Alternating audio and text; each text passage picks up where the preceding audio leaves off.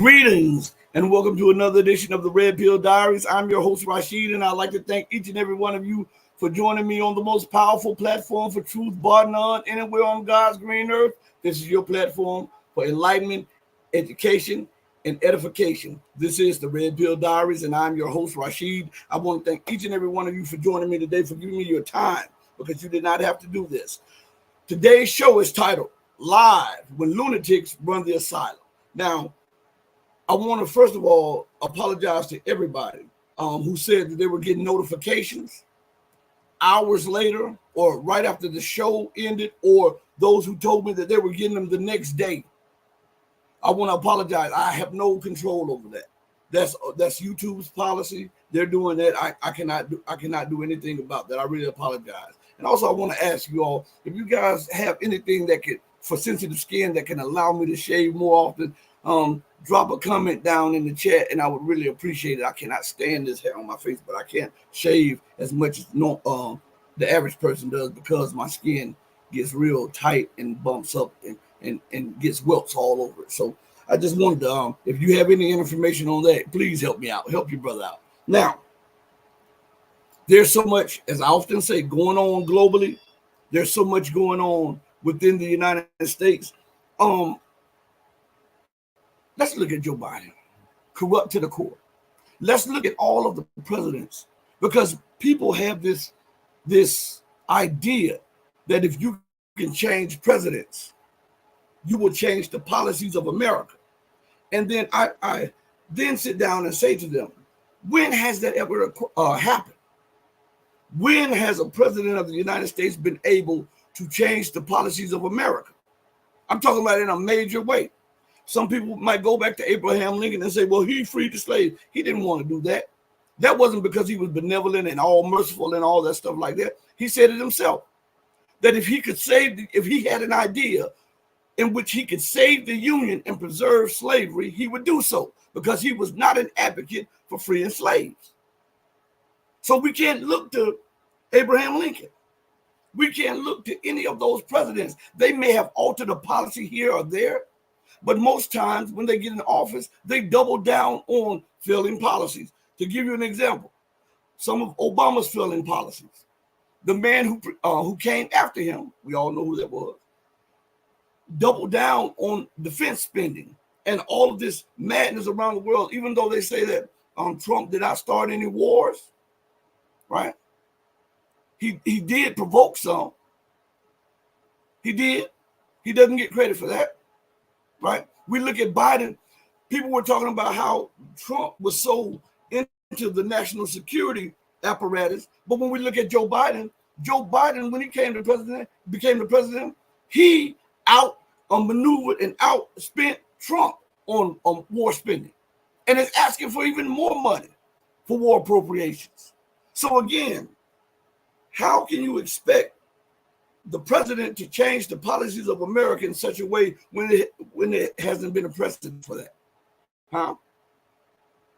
It hasn't been a precedent for that. Also, I want to say shout out to my guy in the chat real quick. Flying Crocodile is in the chat. I want to thank you for joining me. Edward Allen is in the chat. Thank you. Ping One is in the chat. Thank you. Net Rando is in the building. Thank you for joining me. I don't want to ignore you guys for being early in the chat. Thank you so much. Now, and why do I say that? Because it does not matter who's running the insane asylum, excuse me. It doesn't matter who's running it,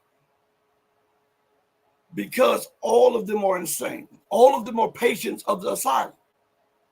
When we look at this crazy asylum called America in the Western world, all of the leaders have proven inadequate for this time to help their country out of this position that it now finds itself in, due to arrogance, hubris, greed, corruption, racism, and fascism. Right? Some of them are a little less corrupt than the other, but they're corrupt nonetheless. Some of them are a little less fascist, but they're fascist nonetheless. Some of them, including Obama, are a little less racist, but they're racist nonetheless. And this is the big issue that America is facing, to try to change her stripes and become something that she's not, or double, triple, and quadruple down on failed policies that she's implemented over the last years, decades, and even over a century. What a conundrum she now finds herself in. I want to look at something in the news, okay? So bear with me, and I got a dry mouth. Here is something. Did you know?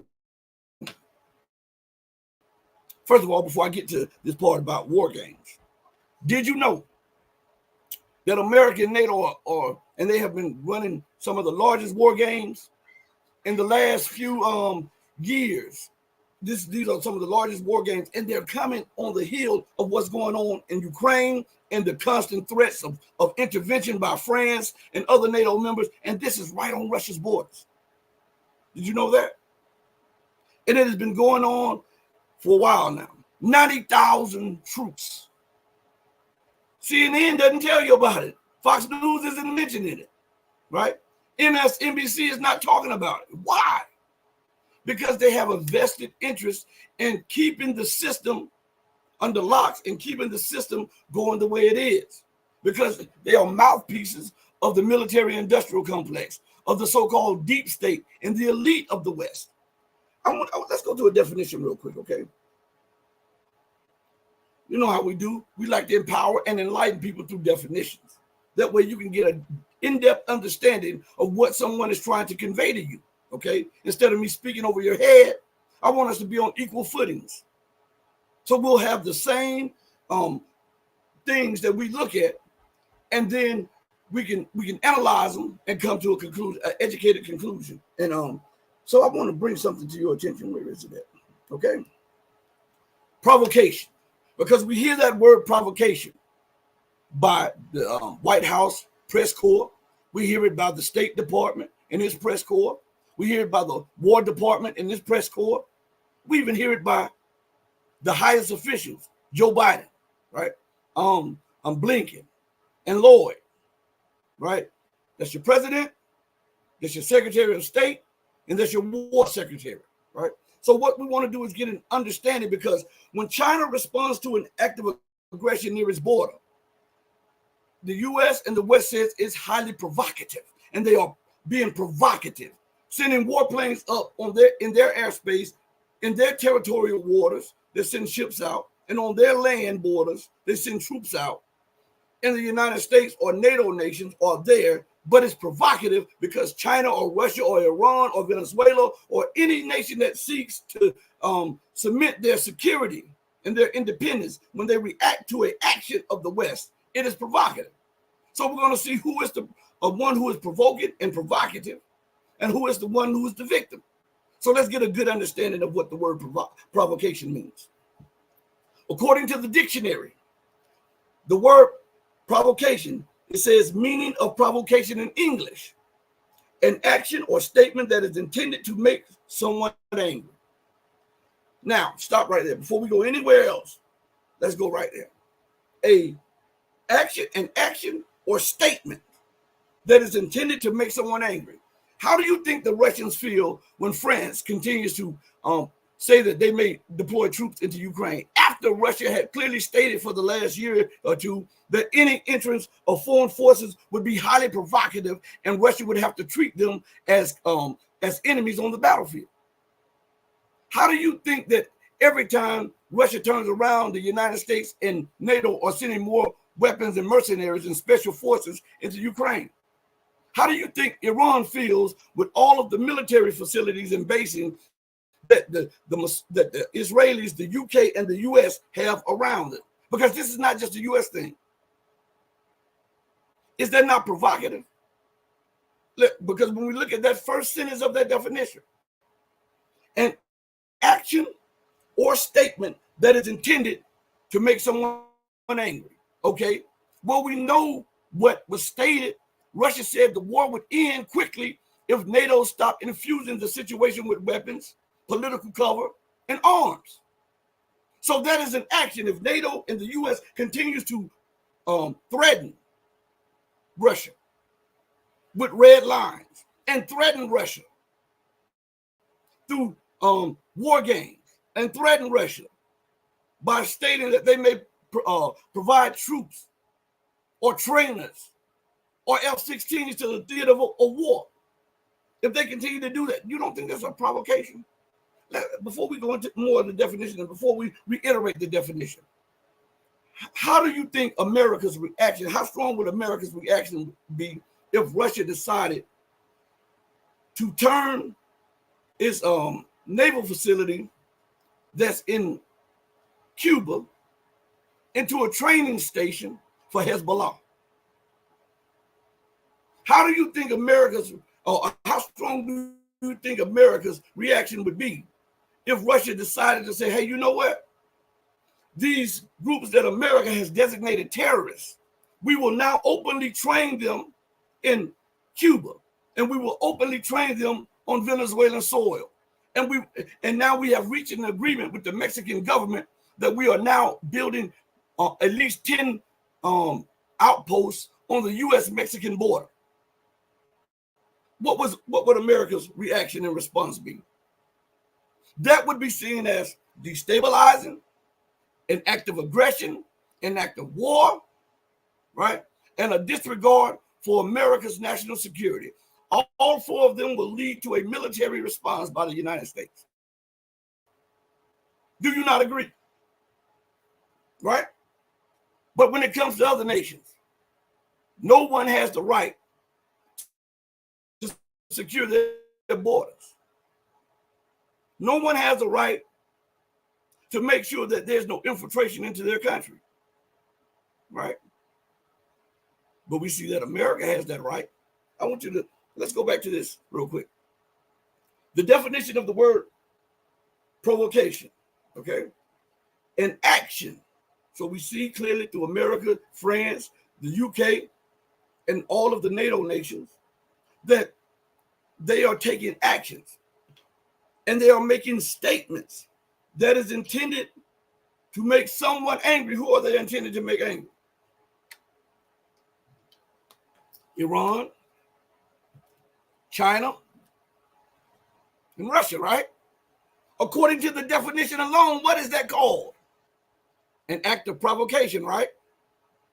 Why isn't anyone talking about this? Why aren't they laying all the cards on the table for the whole world to see this? Because they have a vested interest in the military actions of the empire in the West.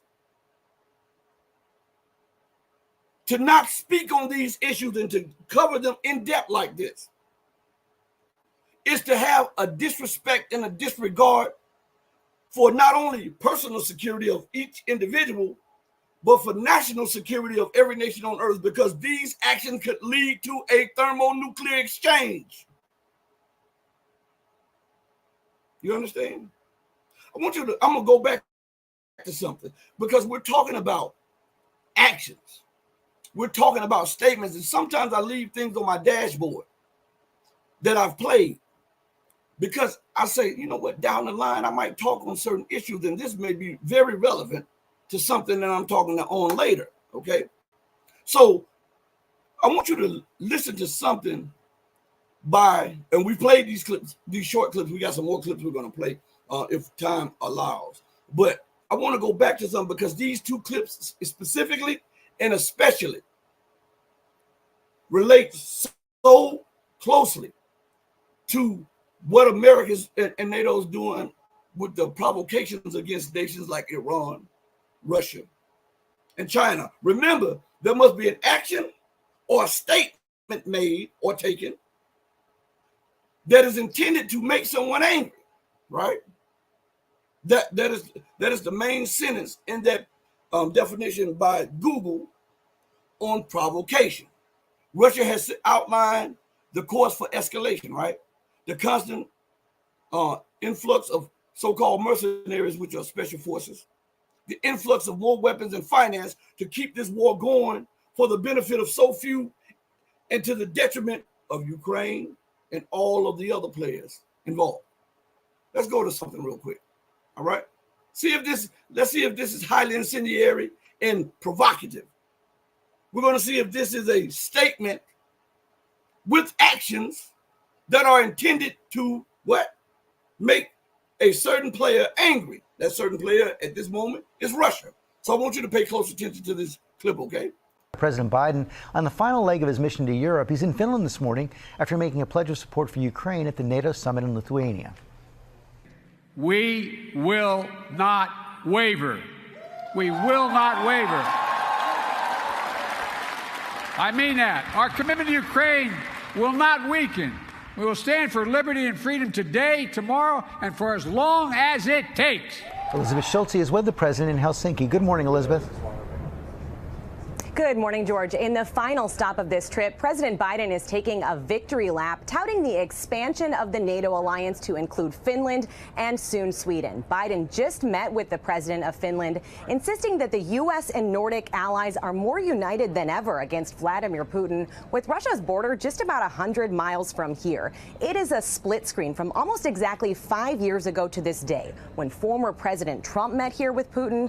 In that major speech in Lithuania, Biden blasted the Russian leader for underestimating how the U.S. and its allies will stand with Ukraine for as long as it takes. They're now pledging long-term security guarantees. And after Ukrainian President Volodymyr Zelensky sharply criticized NATO countries, yesterday he struck a much more positive, grateful tone in an hour-long meeting with President Biden. Both leaders calling that meeting a success. But at the end of the day, there is still no timeline for when Ukraine could join the NATO alliance, even after the war ends. George. Okay, Elizabeth. Hi, everyone. George Stephanopoulos here. Thanks for checking out the ABC News YouTube channel. If you'd like to get more videos, show highlights, and watch live event coverage, click on the right over here to subscribe. We go with the next one. But before we go to the next video, I want you to keep this in your mind. Do not for one instance forget this part of it. In that video, they talked about a meeting that took place 100 miles from Russia's border, right? This was a show of strength, and it was highly provocative. Why? Because the Cuban Missile Crisis took place at a distance of roughly 100 miles, 103 miles away from the coast of Florida. America was willing to take the world to thermonuclear war because Russia had reinforced its military facilities in Cuba and had deployed nuclear nuclear capable missiles in Cuba, 100 to 103 miles away, actually 103 miles away from the coast of Florida. All right. Now, America is holding provocative meetings with Russia's Slavic and natural allies in Ukraine and former members of the Soviet Union, right? 100 miles away from Russia's border, 3 miles shorter. Yet Russia has not threatened America to remove itself from that area or else nuclear war. But America did so, and Russia's distance was a little bit greater than what America's distance is right now. You understand? If this is not highly provocative, if this is not hypocritical, because when the shoe was on the other foot, America had no understanding for Russia's position. 103 miles away from Florida. And now America wants you to believe that Russia is irrational because America is having meetings 100 miles from Russia's borders. You see? Now let's go a little further. Always keep in mind the definition, that sentence there of provocation. An action or statement that is intended to make someone angry. You didn't think Joe Biden did that on purpose? You don't think that was deliberate? You don't think that was planned so that it can get up under the skin of not only the Russian Federation's government, but the people of the Russian Federation? You don't think so? Well, let's look at another highly provocative statement followed by actions, okay? Listen.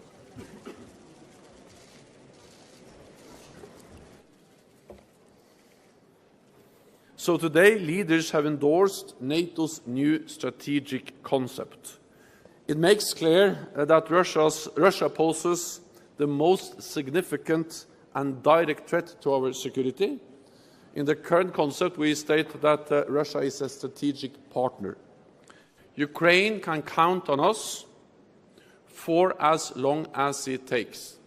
They are fighting for their independence, but they're also fighting for values which are important for NATO, fundamental for NATO.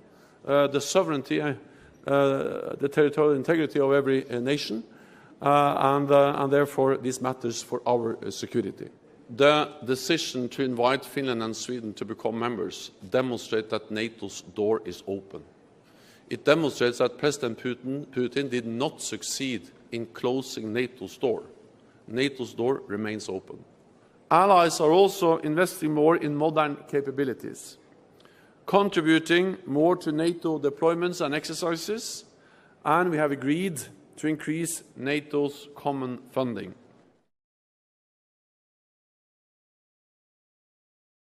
Thanks for watching our YouTube. Provocative.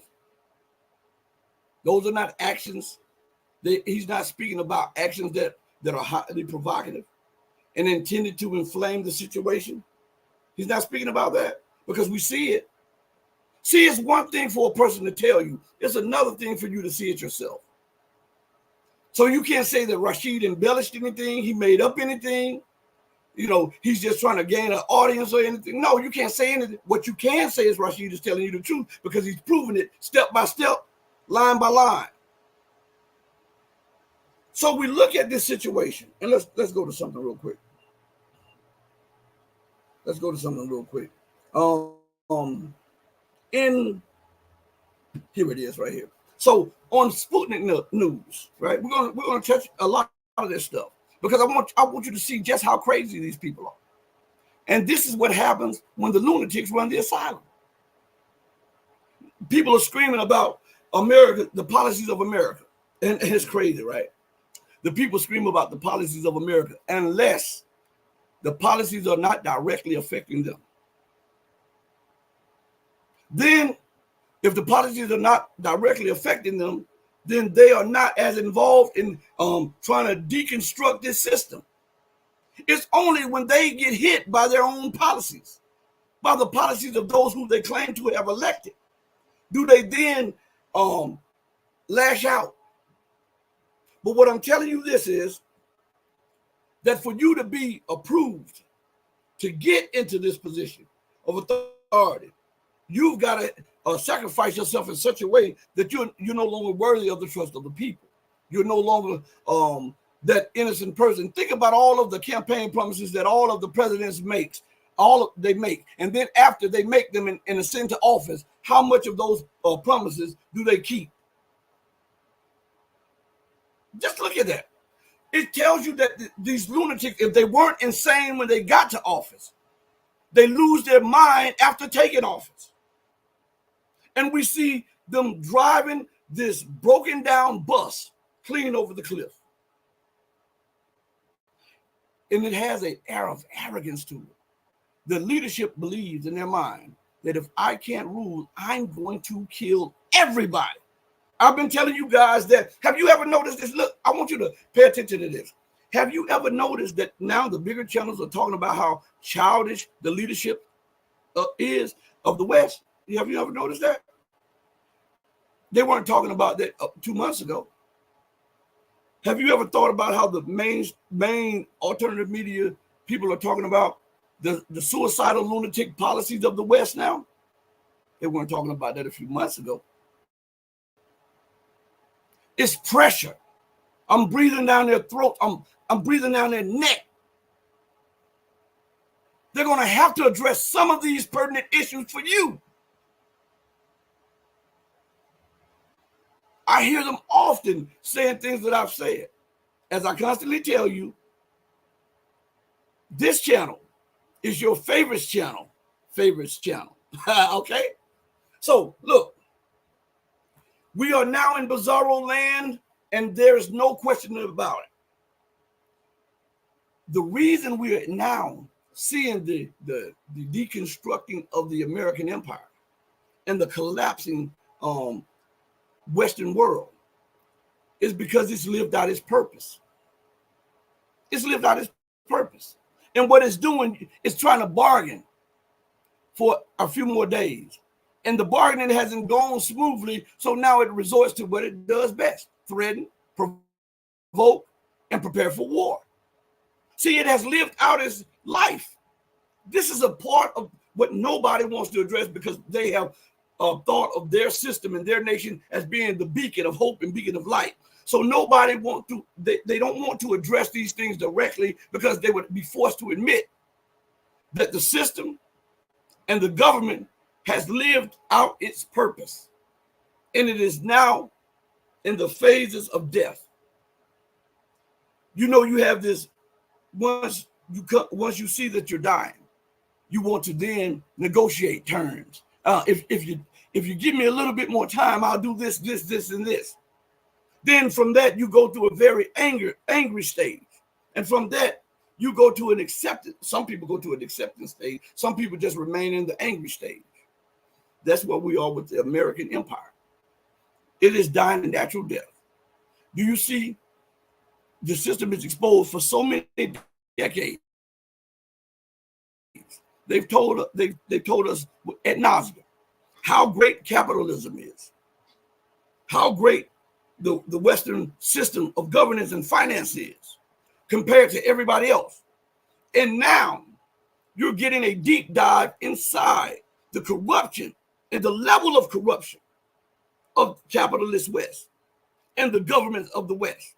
You're seeing it on a grand global scale of the hypocrisy, how they want to, Vladimir Putin goes into what was formerly Ukraine, removes the children out of harm's way from the war. Then the United States uses that and uses an international organization to then issue an arrest warrant talking about kidnapping, right?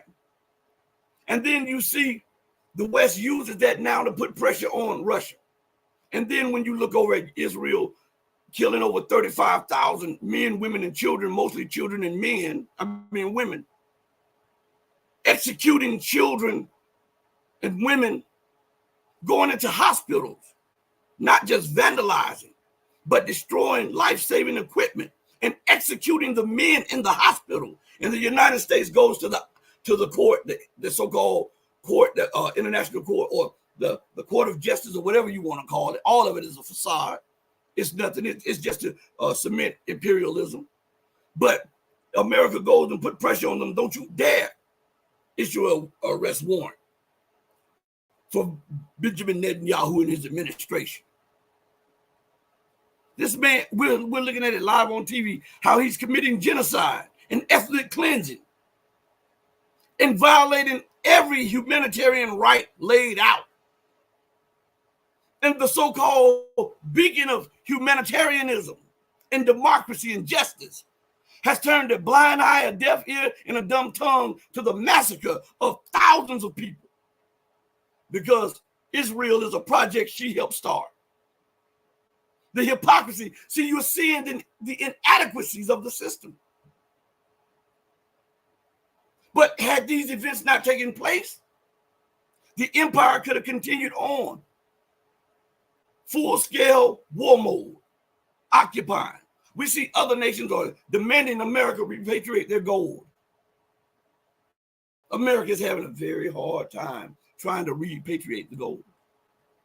We see the Western world being forced into an economic situation that is threatening their rule globally. And then we look at the corruption of the system and how the rich continues to get rich. The poor continues to get poor. The middle class is destroyed. All while the politicians are saying they're for the working class. They're deregulating everything. They're selling everything that is not nailed down. And the thing, if it's nailed down, they're selling the factory with the nails. You're seeing it on a global scale, the corruption. And then when the world starts realizing what is being done, America redirects. She's a good magician. The West continues to redirect. That is the action of a magician. They call it the sleight of hand. When they're trying to get a trick over on you to try to fool you. to make you believe that the hustling is magic. They redirect your attention elsewhere so that you don't see the intricacies of the trick, because then that exposes their magic and they can't make a living. That's what America is. She's mad because the tricks that she's been playing are being exposed. The magician is mad because the people are watching the tricks and finding out all of the intricacies of the tricks in the system. And the system is now falling. This is a time unlike any other time. I continue to tell you this. This time that we're living in is a time unlike any other time, because what you're watching in real time, what they call actionable intelligence, when they can give you real-time intelligence, what you're watching is not a slow motion demolition of the Western world order. It has metastasized now. The cancerous bump is now a tumor. And the Western system is now dealing with a stage 4 cancer. And they are angry because they can't see through all this madness and through all of their propaganda. They bought into the propaganda that America is exceptional. And America rules, and America can do what she's doing because it's a God-given right for America to go and bomb a country without legitimacy. America can go and occupy nations and then at the same time scream about the territorial integrity and national sovereignty of her own nation and of her allies, all while ignoring the pleas and the cries of the Syrian Arab Republic, the people of Somalia, the people of Sudan. She's ignoring the people of Yemen and most of the people in North Africa and the Middle East. She's denying and ignoring the cries of the people who have been protesting every day that you don't see in the news in Korea to remove the illegitimate troops there and do away with this system that gives America total control over the South Korean military. Wasn't that supposed to be reserved for the president of South Korea? But America has wartime control over South Korean forces. And the people who demonstrate every day in Okinawa about the illegal presence where America has turned the island of Okinawa, 75% of the island of Okinawa has become a military base for the United States, displacing hundreds of people from that island. Guam. What about Guam? What about Diego Garcia? See, when we look at her ignoring the cries and the pleas for the masses, this disqualifies her as a beacon of hope for democracy, as she likes to call it, because she states that democracy is the voice of the people. Well, those people in those lands are screaming for America to extricate herself from their land and territory. And she ignores it. Even after a UN mandate demanded that Britain removes herself from those islands that she occupied, and that the United States removes herself from those islands that she occupied and bring back those people that they displaced from those islands. Do you hear CS and CBS saying something? MSNBC, ABC, Fox News, your alternative media channel screaming to the top of their lungs about this? These injustices on a daily basis? No. And it is either because they're ignorant of it and should not be stewards over you when it comes to information dissemination, or they are doing it because they have a vested interest in not allowing you to see what's going on elsewhere and how it reflects American policies, which is a reflection of the people who put those people in office.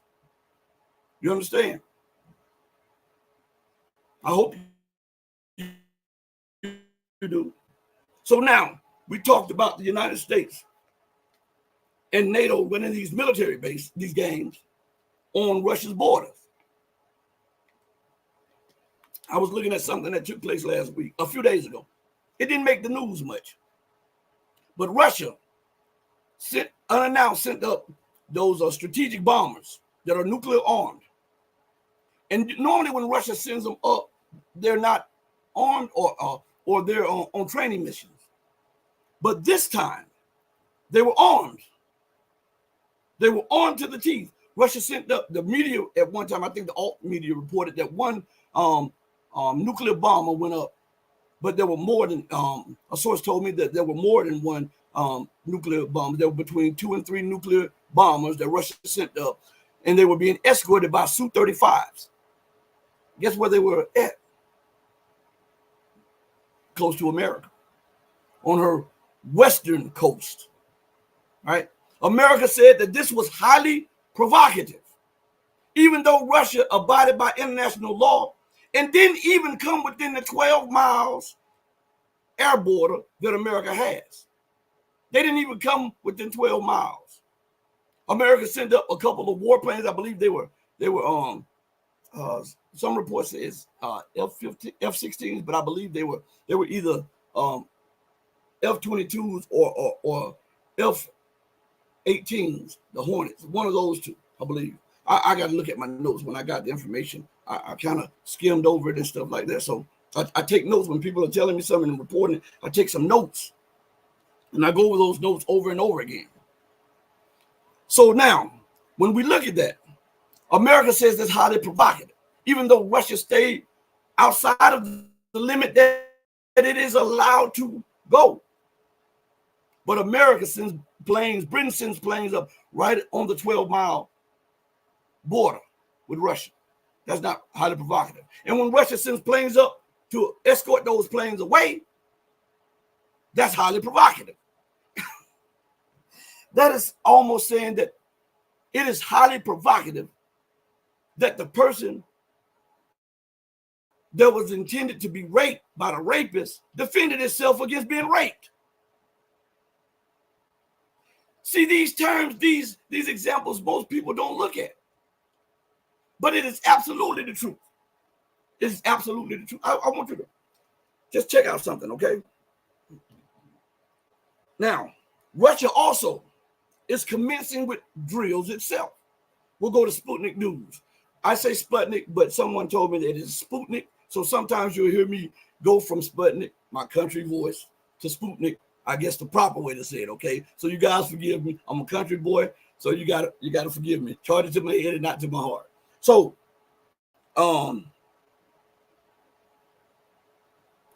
this is what is. Oh my God! I didn't even see this. My page updated, right? And I didn't even see this, so I got to go to this. All right.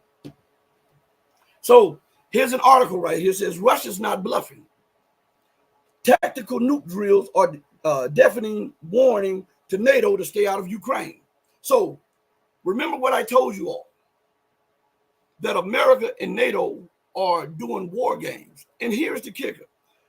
Yes, it's highly provocative that they're doing it on Russia's border. Yes, it's highly provocative that they're conducting these war games in a former Soviet republic, right?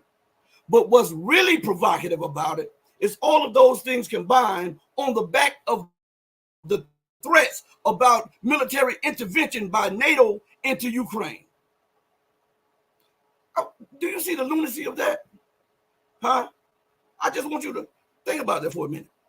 You have the largest terrorist organization ever comprised in the North Atlantic Terrorist Organization, NATO, provoking the largest nuclear power on earth and threatening intervention against the largest nuclear power on earth. And here's the kicker. This is what I'm saying. This is what happens when the lunatics run the asylum. Russia has beaten the most advanced, highly trained, and well-armed version of the most powerful force in Europe 3 times. Listen to me good. In this war on between Russia and NATO vis-a-vis Ukraine, NATO generals, NATO politicians stated at the beginning of the war that Ukraine was the most heavily armed, best trained military force in Europe. And they were trained to the so-called quote-unquote high standards of NATO. Russia has broken the back of those armed forces 3 times, and we're working on the 4th one right now when we're looking at almost a complete collapse of Ukrainian armed forces. Now, I said that to say this. the threats of intervention. Remember that when Russia broke the back the first time, that there were a lot of Western mercenaries there, right? Armed to the teeth and getting actionable or real-time intelligence on the ground so that they can fight against Russia. How did that work out for them? Now, the second breaking of the Ukrainian army that was reconstituted by the U.S. and NATO to try to hold ground, Russia broke that. That was embedded with a lot of Western special forces, aka mercenaries. How did that work out for them? The third reconstitution of Ukrainian forces, Russia broke the back of that with them being embedded with NATO special forces and all of NATO's equipment and intelligence. We're working on the fourth one, right? The fourth reconstructed version of the Ukrainian armed forces. And NATO is talking about intervention. Think about this. You could not beat Russia with the whole force of NATO and Ukraine 3 times. And with the Ukrainian military almost completely exhausted in manpower, and Russia defanging the so-called NATO tiger.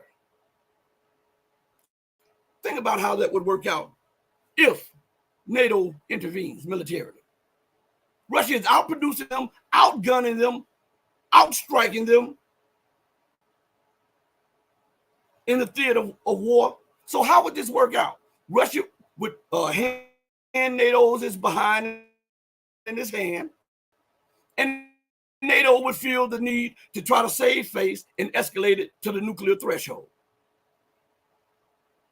And think about the lunacy of that. You're going to take it to the nuclear threshold with the largest nuclear power on the planet.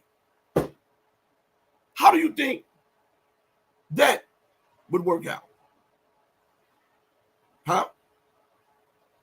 Let's use common sense and rational guidance. How do you think that would work out?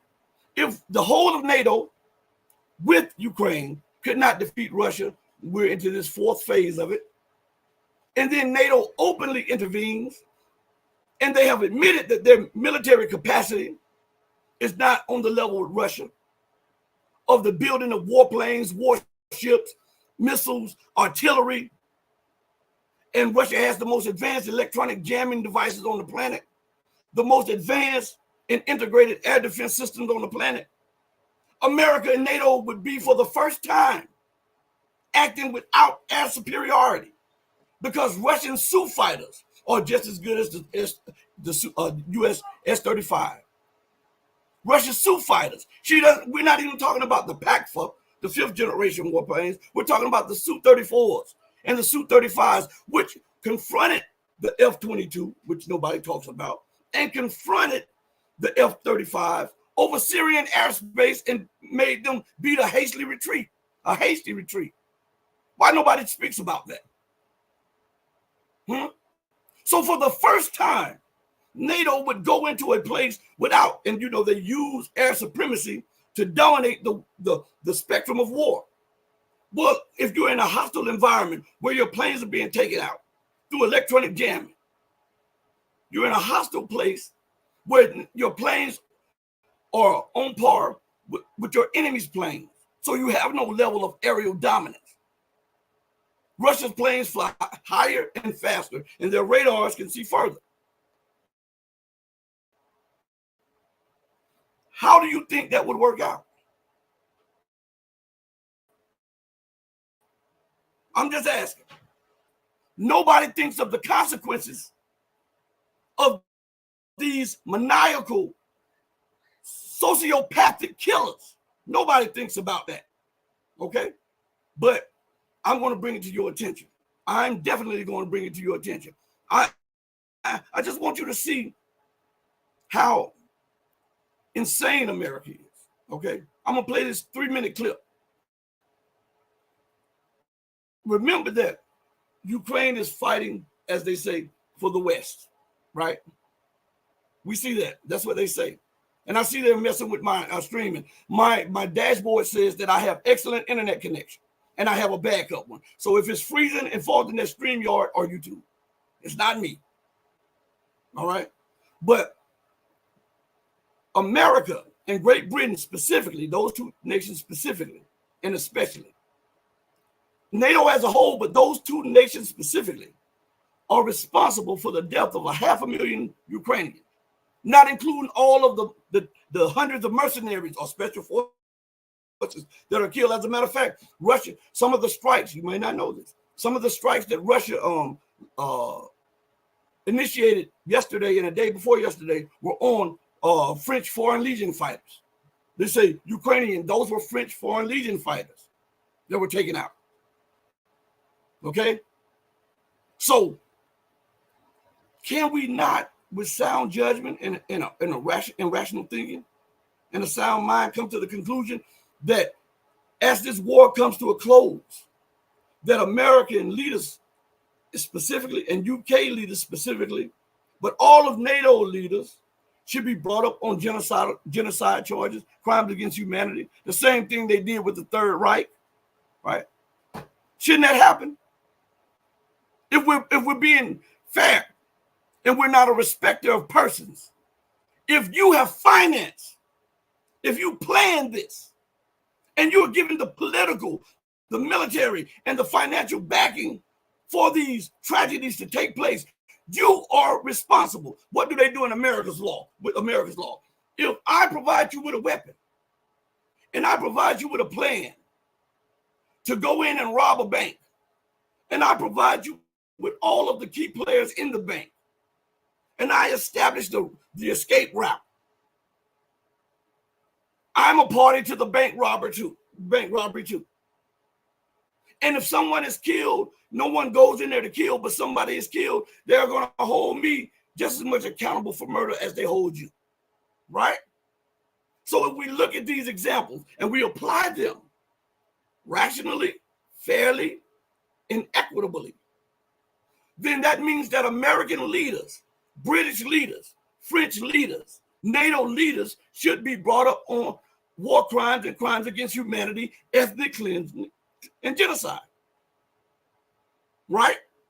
No ifs, ands, or buts about it. They have brought other people before the so-called International Criminal Court or the Hague for less. Everybody that they've arrested have been from the continent of Africa or Latin America. Maybe one from Asia. And then they brought up Slobodan Milosevic, and they brought him in because he wouldn't bow to the West. You know Slobodan Milosevic, who was the leader of Yugoslavia before America and NATO bombed it for 90 days, deposed the leadership, and then balkanized that country into what? A dozen nations, close to a dozen nations? That part there. I want you to listen to this and tell me whether or not, when you see the death toll, if the American Empire, the British Empire, and their war machine called NATO should be brought up on war crimes charges. So pay close attention. To prevent the collapse of the Ukrainian armed forces, Washington intends to send almost $61 billion to the Kiev regime. Most of that will be used to finance the US defense industry. American authorities cynically say that Ukrainians are the ones who will die for their interests in fighting Russia. In total, since the start of the special military operation, Ukrainian losses have reached almost 500,000 troops. The Kiev regime could not achieve the goals of the counter-initiative set by NATO instructors. Our troops have dispelled the myth about a superiority of Western weaponry. There's more to this number than just 500,000, because at the onset of this conflict, the Ukrainian military was largely made up of volunteers, ideologically driven fighters, many nationalist troops in peak physical form who wanted to fight. They have been now replaced with troops largely drafted, conscripted, troops who would rather be elsewhere and on whom it is difficult to rely in the incredibly complex and difficult psychologically and physically conditions on the battlefield. It'll be very difficult for Ukraine to reconstitute an army with any semblance of what it was. Furthermore, Sergei Shoigu said that the Ukrainian defenses are cracking. This has been demonstrated since the fall of Avdiivka, with Russia seizing about a score of settlements. Russian troops just over the past several days have seized 2 more settlements along the battlefield. Another Ukrainian unit, an entire brigade, has abandoned their positions just west of Avdiivka. Sergei Shoigu also said that it has been demonstrated that there is very little advantage to Western arms. This myth that they're the best in the world has been shattered. Russian arms production is at all-time highs, and the most in-demand pieces of military hardware, that is air defense, S-500 complexes, for example, Panzer air defense systems, that their production, which has already been increased manyfold, will continue to be increased. As for this new $60 billion package that is incoming for Ukraine, Sergei Shoigu says that Russian strikes, drone strikes, rocket strikes on warehouses, on bases, transit routes by which these weapons are making their way onto the battlefield, that they will be increasingly targeted in order to make sure that those weapons, or the majority of those weapons, never reach the front lines. Isn't that something? So over 500,000 people. Now, this is a comparison. This is what I'm telling you. This is the democracy that America promises the people, that she brings to them. Now, Ukraine is neither democratic nor is it free. All right. The so-called president, Zelensky, his mandate is up soon, right? Now, let's look at Iraq. There were reports that Iraq lost, not in the war. Listen to me good. Not in the war, not in the 2 Iraqi wars that America waged on Iraq, but just through sanctions. I'll never forget this old wicked Madeleine Albright. If there's a hell, I know she's being toasted up in there. What is it? She's called, she was once the Secretary of State, Madeleine Albright. Once laughed when one of the interviewers was asking her about the price that Iraq had to pay for America's so-called bringing of democracy and ridding that nation of its leader. And they brought up a figure of 1 million people that was lost through sanctions, 1 million people who were starved or died because they had no access to the medical equipment that was needed to treat their disease. And Madeleine Albright, with a smile on her face, says, "We believe that it was worth it." 1 million people. This does not include the Iraqi war number 1 or the Iraqi war number 2. We're talking about through sanctions. And that's the democracy. Libya was a nation of what, 5? Some people say 7 million people. We'll put it in between that. We'll say 6 million people. Do you know half of that population has been displaced? Do you know another portion of that population has been exterminated? This is courtesy of Western democracy. Look at the democracy that they brought to Afghanistan.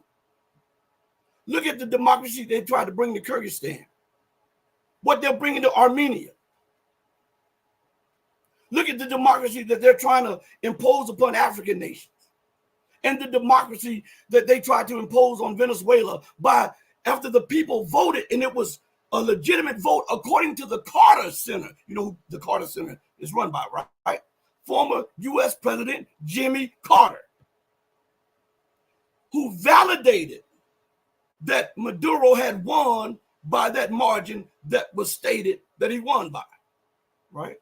But because he was not bowing to U.S. dictates, America ignored his presidency and then snatched up a stooge and said, we now recognize him as the Venezuelan president. And they transferred Venezuelan assets that were in the U.S. under his control without the backing or the authority of the people or the government of Venezuela. This is the democracy that America continues to advocate and promote the world over.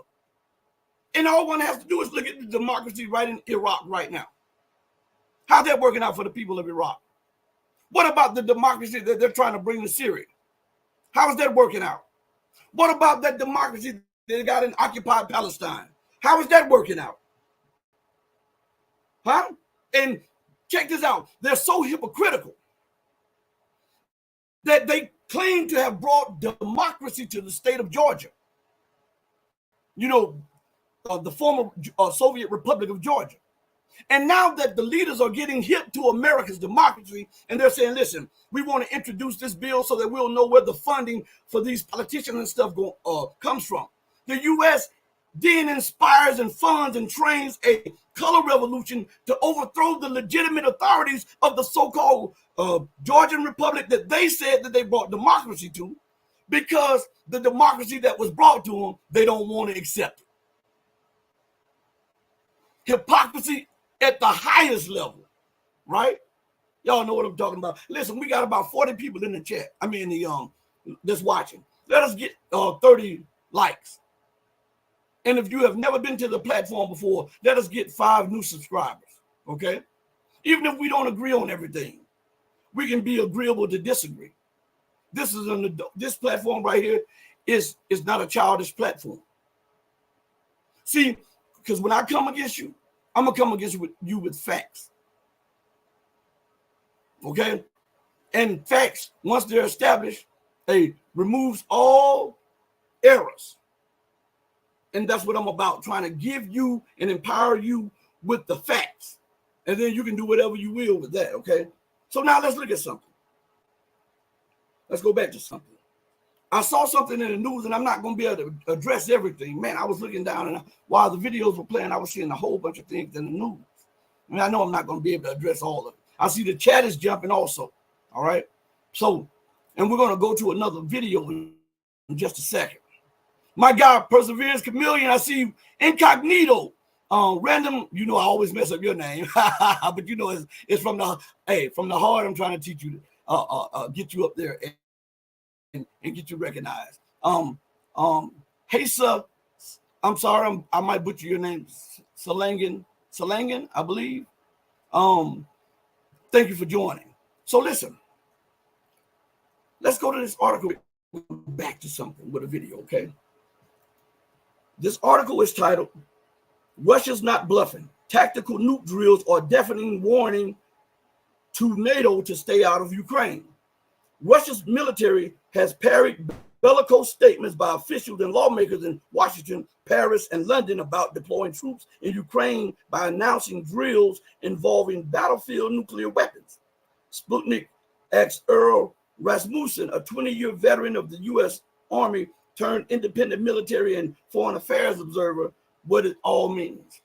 The Russian Foreign Ministry has characterized Russia's upcoming tactical nuclear missile drills as a bid by Moscow to cool down the hotheads in Western capitals, threatening to deploy ground troops in Ukraine and take other aggressive steps, which threaten to escalate the proxy war in Ukraine into a full-blown nuclear conflagration. Now, we got the gist of what is going on. Russia is trying to head off escalation by simulating nuclear strikes. That is a good thing to do, but at the same time, let me talk to you for a minute. Let your friend, your brother, your ally, your host talk to you for a minute. This will not yet make the empire yield. Let me say that again. This will not yet make the empire yield. The empire has weighed Russia. At the beginning of the so-called special military operation, they feared escalation because they feared that Russia would take it to the nuclear level. They feared that Russia would strike NATO territory. They feared that Russia would confront NATO head on if NATO continued to bring in tanks. This, and this. That's why you heard Joe Biden himself and other NATO leaders stating that this would be a step too far and that we would be at war with Russia. And once they tested the waters and Russia did not react in the way that they thought, they kept going past those red lines that they themselves imposed. And they kept ignoring Russia's national security interests. Why? Because according to Mike Milley, who was the Joint Chiefs of Staff, the head of the Joint Chiefs of Staff, stated that they no longer feared Russia's escalation. Why? Why did he come to that conclusion? It's because there was a series of events that NATO was carrying out that Russia did not respond to as it should have. And once they had tested the waters and realized the waters were not as hot as they thought they were. They felt that they could swim in anytime they wanted to. Some of this is Russia's fault for not reacting in a stronger way. If Russia had reacted stronger, there would be no 90,000 troops practicing war games on the Russian and Belarusian borders, because they would fear that Russia and Belarus would take this as a direct act of war or prepositioning for a preemptive strike against the Union state, and then they would have reacted as such. But because Russia had allowed America to skirt what is acceptable, now they're escalating to new levels, and they don't fear escalation. How much? Listen to me good. If the West feared escalation, then why did they purposely attack the Kremlin? Even though it was symbolic, they did it nonetheless. Send a drone to the White House and see what happens. America would say that is a direct attack on all institutions of the American state and a direct act of war, and would move in such a way. And they would be right to do so. But Russia brushed it off. You understand? So and the leadership of Russia needs to understand that we have lunatics running this insane asylum. And they will continue until they get socked in the mouth. You know how when you have a person that's hysterical and they're screaming and you can't stop them from screaming, sometimes you have to smack them. You have to smack them to bring them back to reality, to take them out of bizarro land and bring them back into the real world. Russia has to smack the West. If she doesn't, they will continue to escalate without fear of nuclear reprisal or without fear of strikes on NATO territory. I am not an advocate of war. I'm an advocate of facts. Do you understand? Do you believe that if Russia would have reacted in a strong response when the first couple provocations came, do you believe that America in the UK would have had the goals to ship those cruise missiles to Ukraine? Do you think that they would have had the goals to carry out a covert operation with drones to hit the Kremlin? No, because they would have feared that Russia would have taken that as a direct act of war and would have lashed out with nuclear strikes. But as Millie said, this is when the escalation really started going up the escalation ladder. When Millie said, we no longer fear escalation. We no longer fear Russia's escalation. And they quizzed him on that. And he gave some type of insight, was telling that they did not react when we did this. They didn't react when we did that. They didn't react when we did this. See, the non-reaction of the Russians emboldened the lunatics in the asylum. The whole world is looking at the insane asylum and the lunatics, but America and the West think that they are rational because they have become detached from reality. So let's go back into this article for a minute, and then we're going to go to something, okay? Man, I know it hadn't been. You're telling me that an hour has gone by that quick? Man, my God. Let's look at this real quick. It says, the exercises must be considered in the context of recent bellicose statements by Western officials and the sharply destabilizing actions taken by a number of NATO countries to pressure Russia with force and to create additional threats to the security of our country in connection with the conflict in and around Ukraine. Now, here's something. What Russia should do. No, I won't say what Russia should do. I'm going to say hypothetically what I would do if I was being encircled by a terrorist organization. I'm going to forward you something, my thoughts. If I was being pursued aggressively by unhinged leaders and countries that are out for my total fall and then disillusionment as a nation. You know what I would have done? Would have met it head on. What you do when there's a threat, what you do when there's a problem, you address that problem. If you have cancer, ignoring it will not make the cancer go away. It would only leave you with fewer options as the cancer metastasizes. But if you know that you have cancer, what are you supposed to do? You're supposed to confront that head on, right? Aggressively. As to show this disease that you're going to fight. Win, lose, or draw, you're going to fight for what you deem is your life and your security. Leaders should do the same for their nations. If you are constantly expanding to my neighborhood and onto my porch, I will ask you not to do so. When it gets to a point where I see that you are now threatening the livelihood and security of my children and my wife, I'll act. I will act. It's better to be judged by what? 12 than carried by 6. Right? I will act because that is your God-given right to secure your life and the lives of your family. So according to international law, that is Russia's God-given right to react to aggressiveness and provocations by a known international terrorist organization. America says she was hit by Al-Qaeda on 9/11, even though, you know, we don't even get that any credence.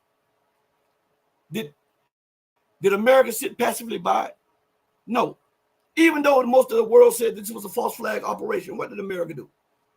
She has been at war since 2001, balkanizing nations, bombing nations, occupying nations, disregarding the territorial integrity and the national sovereignty of the nation, disregarding the legitimacy of the government and the people of those nations, all because she lost 3,000 people. Some reports say Russia has lost 40,000 people in this war that is brought upon it by the West.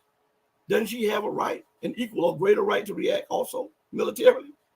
And not just deal with the puppets, but strike the puppet master. Because you can hit the puppet in the face, you can kick him between his legs, it won't stop dancing as long as the puppeteer behind the puppet continues to move the puppet.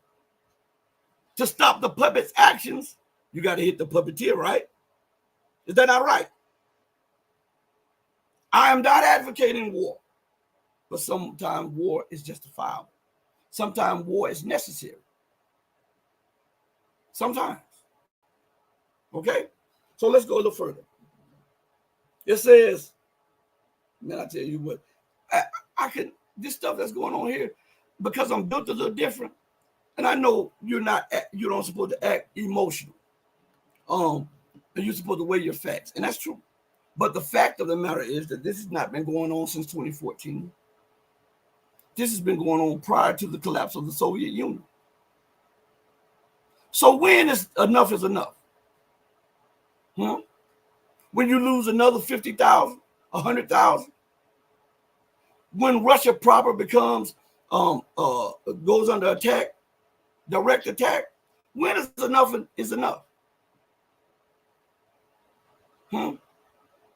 I'm just asking. That was just on my mind. When is enough enough? So listen. And in the West, they are calculating because they know Vladimir Putin is a patient man. But even the most patient of patients come to an end of their patience.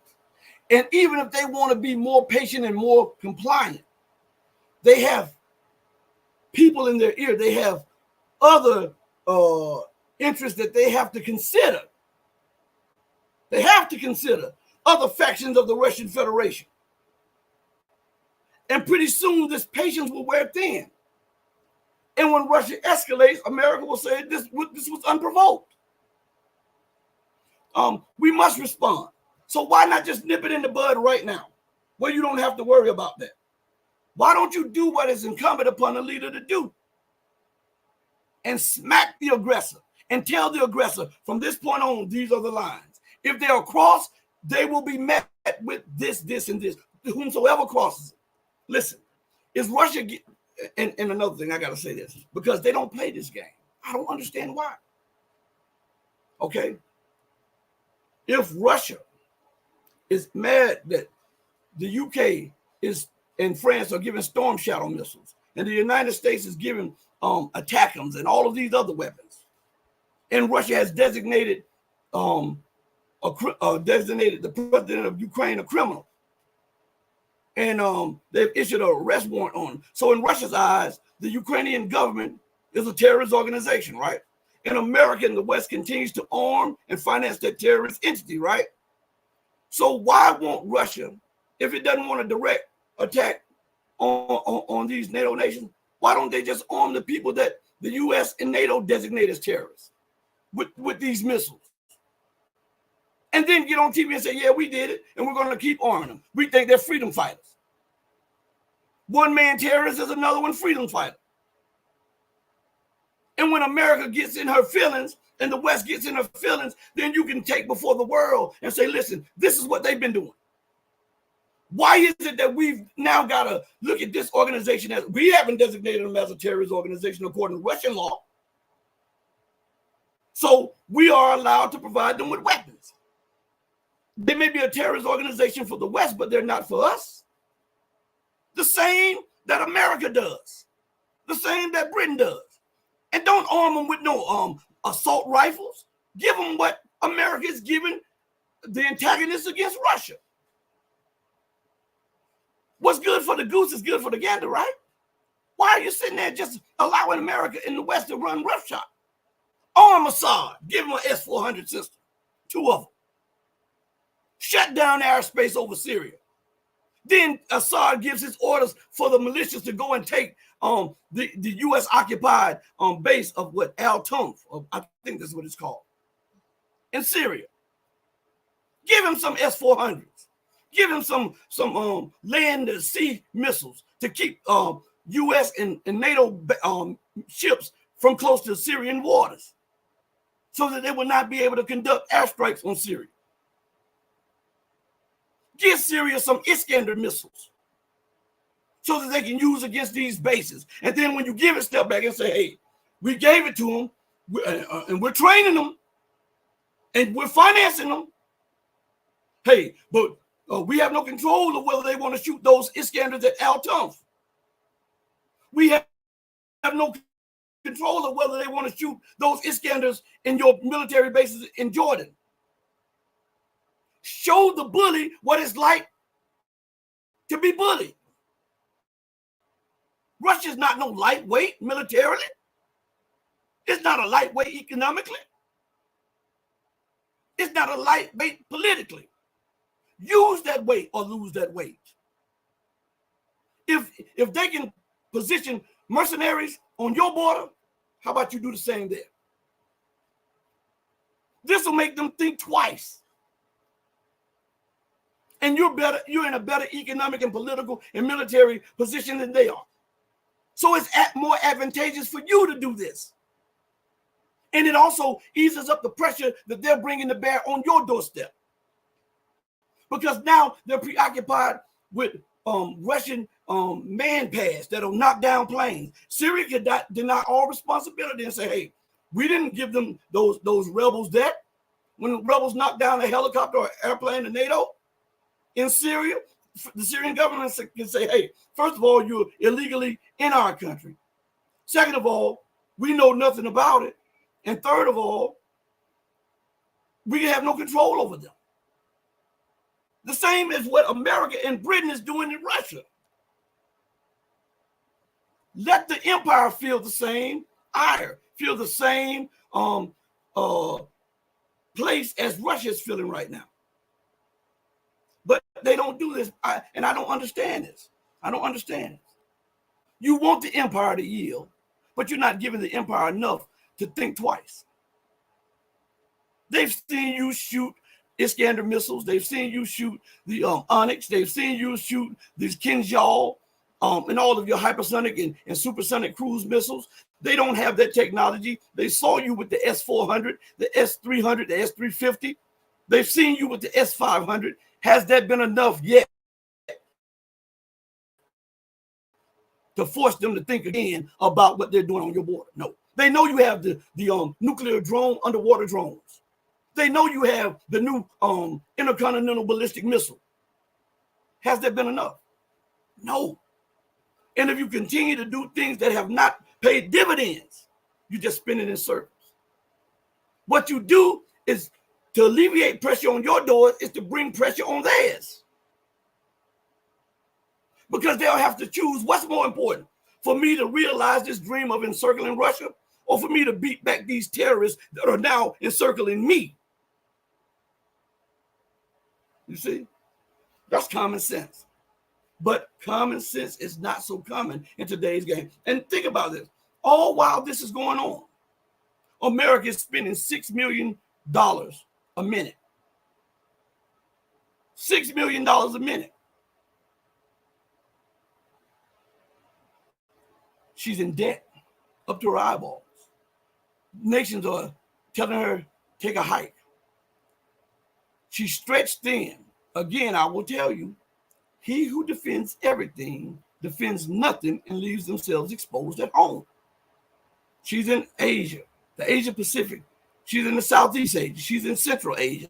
She's in Europe. She's in Eastern Europe. She's in Southern Europe. She's in West Asia. She's in the Middle East. She's in Africa. She's in Latin America. She's in the Caribbean. She's in North America. She's in the Arctic. She doesn't have the resources anymore to be able to pursue these goals of total global hegemony. The debt burden has become too high. Her resources are dwindling.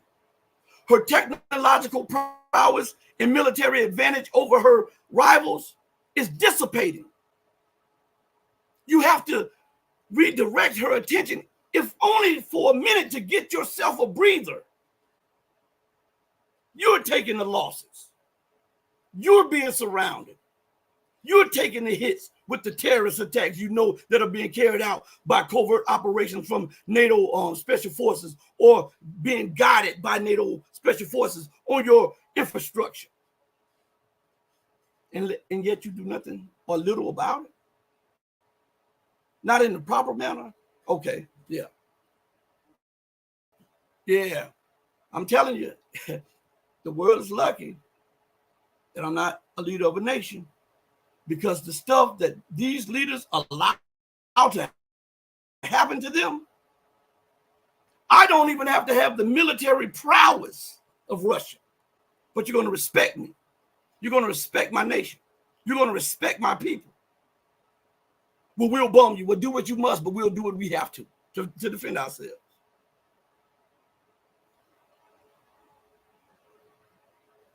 I don't get it. Let's go to a clip real quick. I just don't get it. I want you to see the craziness of it.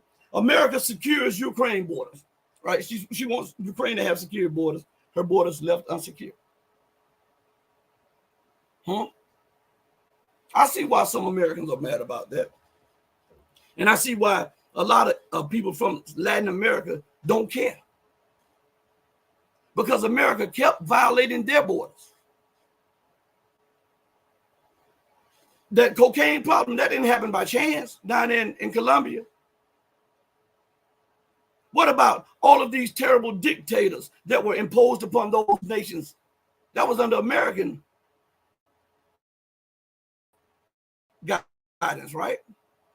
That was a disrespect for their territorial integrity and their sovereignty. And they now are disregarding your sovereignty and your territorial integrity. And they have a gripe because they're screaming about some of the land that you took from them. See, she has, while portraying herself as this unified front, she has a lot to give account for. I want you, as we transition, see, listen to me good. Oh, man. I know you don't hear it this wrong, but I have to tell you this. Just look at what she has to give account for. She took Hawaii and made it a state, forced the queen to submit to the U.S. Forced it. That was under occupation, U.S. occupation.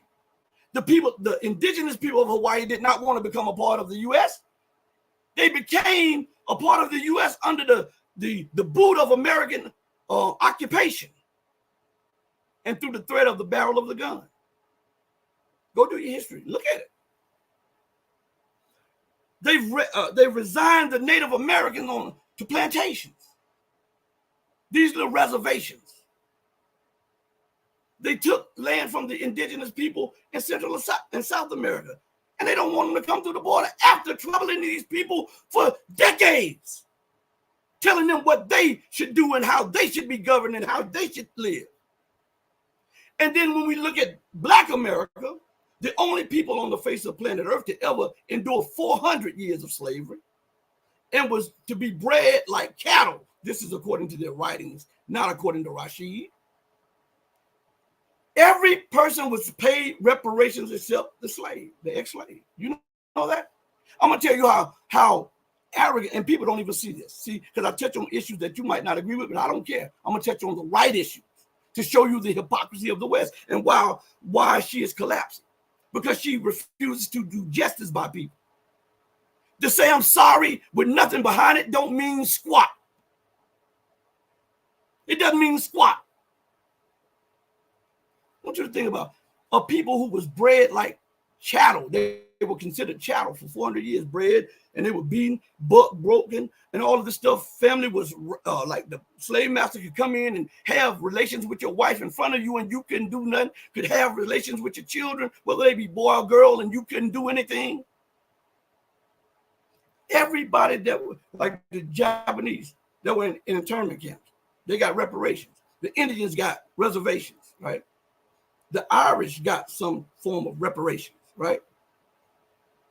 The only people who did not get reparations were the ones who built the country for 400 years.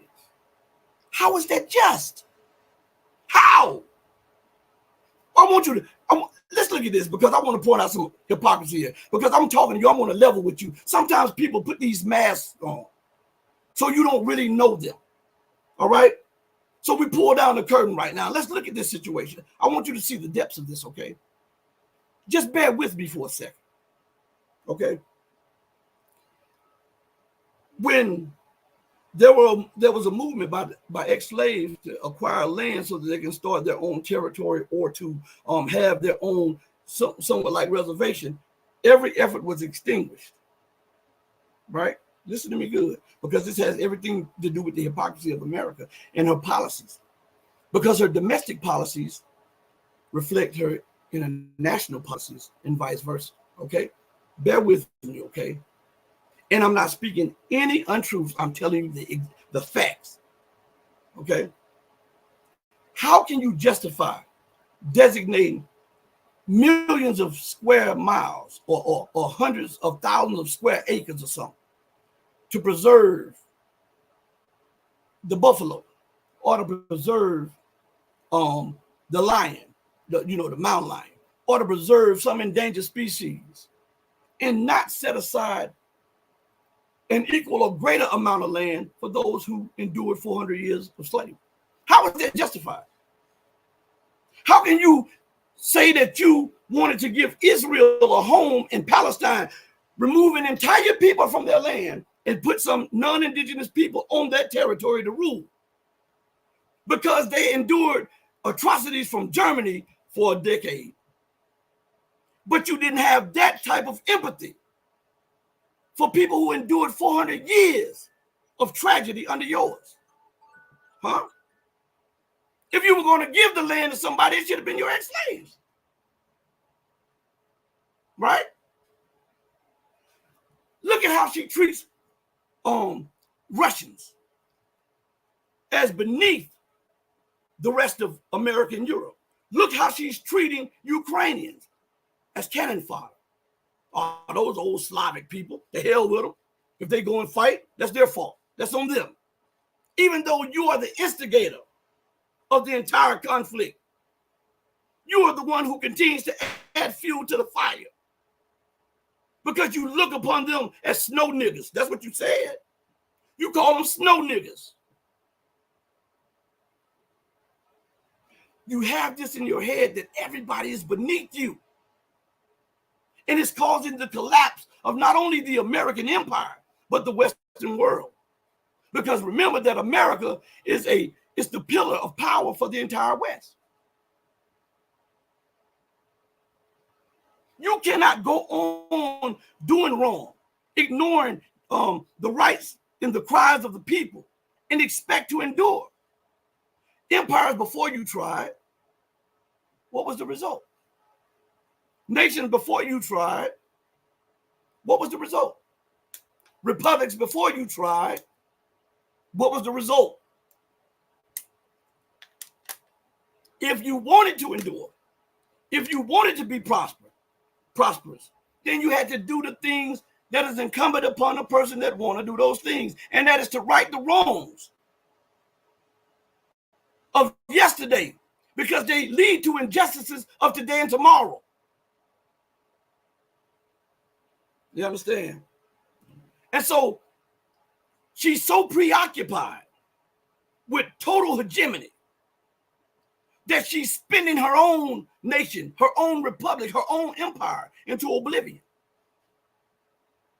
Do you understand that? Matter of fact, let me play this clip. I was playing part of this on my channel member stream yesterday. I finally got a chance to get on there after them blocking me 100 million times, but I was able to do it and kept my word, and we're gonna have a couple more this week. I want you to look at this. This is about 7 or 8 minutes. And I want you to, they are giving these aid packages to the so-called Ukraine. They're not going to Ukraine. They're going to these weapons manufacturer, and they're going, and some of it is going into the leadership pockets, all those people who are invested in these corporations, because the stock goes up.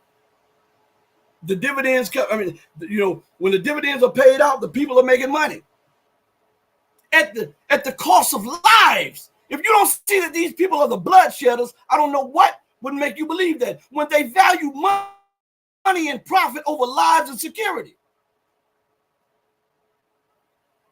You are willing to do away with an entire nation and one that looks like you for profits. For profits.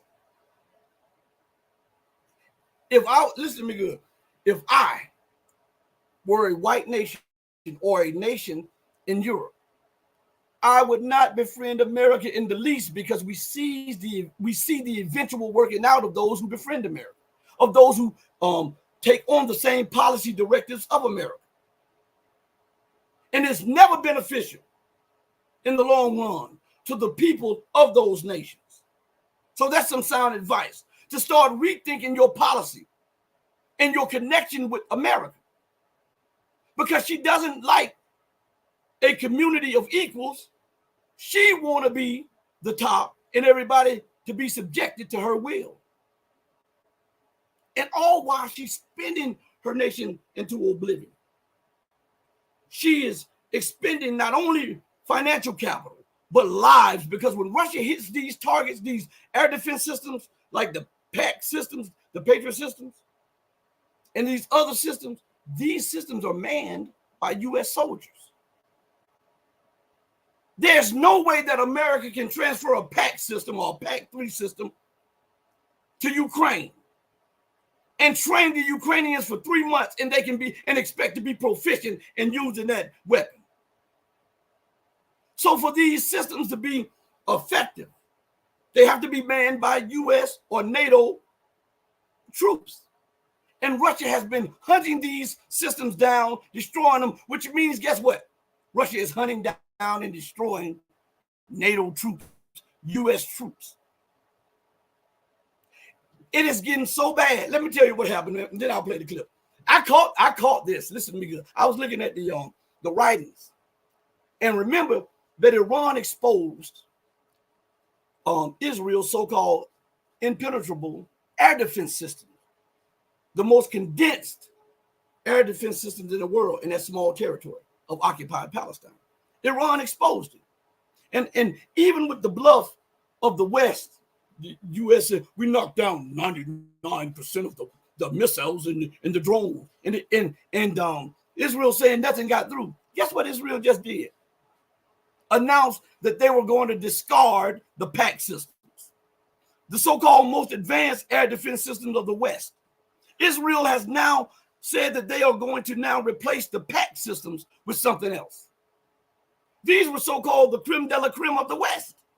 Why is that? Because they're being hunted down and destroyed in Ukraine by Russia, and Iran exposed their ineffectiveness when they hit occupied Palestine. See, some people overlook that, but I saw that when I read that article. I said, this is not happening out of the blue. And why would it happen right after those events take place? It was sufficient up until those events till America started realizing that the PAC system could not intercept Russia's missiles. Until Israel realized in real wartime that they were exposed because Iran's older missiles penetrated the dense air defense systems of the West that were deployed in Ukraine, in Israel, occupied Palestine. And if that is the case, if their older missiles from the 80s penetrated, what would Iran super fast cruise missiles, their upgraded CO-8 missiles from China, they put their own spin on them, the new hypersonic missiles would do to the PAC systems that are in occupied Palestine under the Israeli regime? Fear and loathing in the Western world. But when lunatics run the asylum, they won't level with the people. They want everybody to believe that they're the same ones, and everybody else is out of touch with reality. When everybody else is looking and saying, have these people taken their meds yet? Because their actions are not actions of a sound person. Their policies are not based on anything sound. So if they continue to act in such a way and continue to promote policies that are like that, they are undermining and eventually uprooting their systems of governance in their nations, right? You know them, right? Don't get mad at me. I'm going to go back in the chat in a minute, but I want you to listen to this clip, okay? And while the clip is going on, I'll go into the chat and I'll try to highlight some comments at the bottom of the screen here. Excuse me. So listen to this right here. This is about 8 minutes or a little over. Check this out. Following months of bipartisan bickering, the Republican House leadership finally caved in to the Democrats' agenda. On this vote, the ayes are 311 and the nays are 112. The bill is passed. Oh, one voting present. I missed it, but thank you. Okay. Washington is just 2 steps away from splashing tens of billions of dollars worth of military aid on Ukraine, Israel, and Taiwan. Both the Senate and President Biden are expected to greenlight the measure without much deliberation on their part and douse with gasoline the fiery tornadoes of 2 raging wars while prepping the fire pit for a third.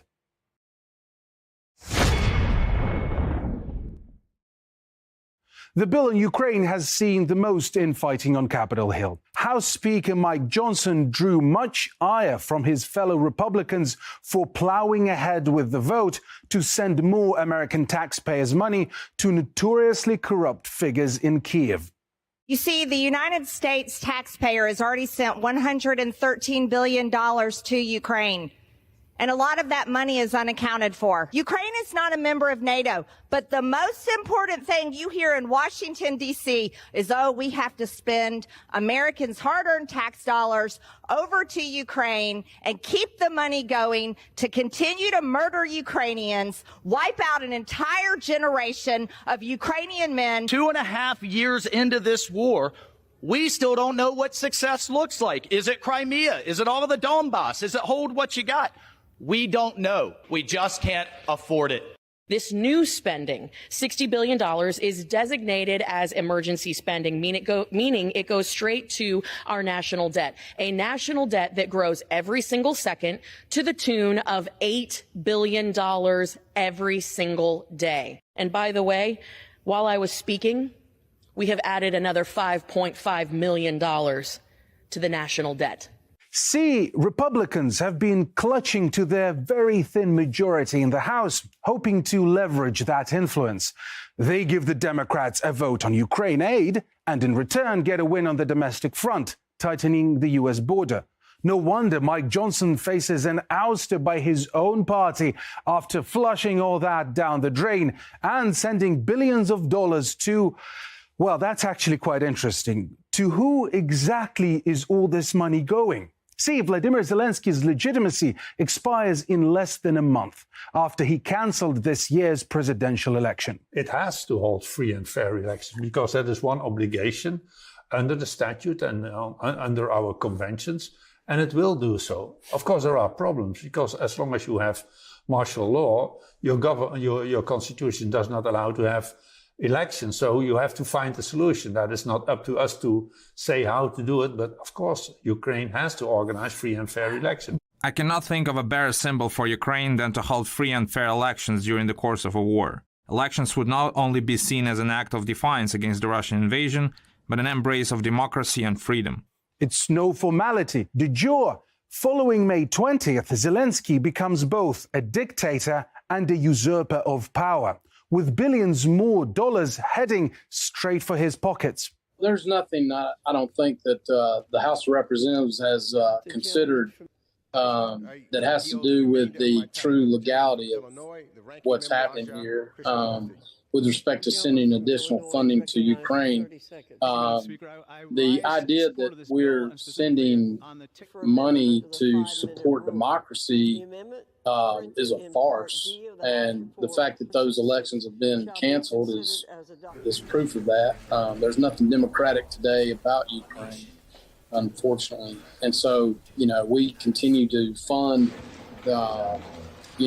this conflict there, and it's not going to be fruitful for Ukraine. And that could be only the beginning. Another bill has started to unlatch the door on Russia's frozen foreign assets and could allow the U.S. to seize them and, well, send to Kyiv.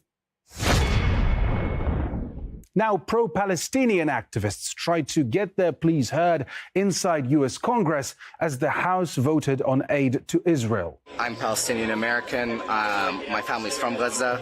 I've lost many of my cousins, aunts, and uncles in Gaza, so I'm here to fight however I can as a Palestinian American. We've tried very, very hard. Again, been coming here every day for 3 months now, trying to lobby against it, fight against it. Well, it all fell on deaf ears. More than 34,000 people have been killed in Gaza over the past 6 months, including more than 13,000 children. As the death toll mounts daily, the U.S. draws more and more flack as it remains Israel's biggest arms supplier.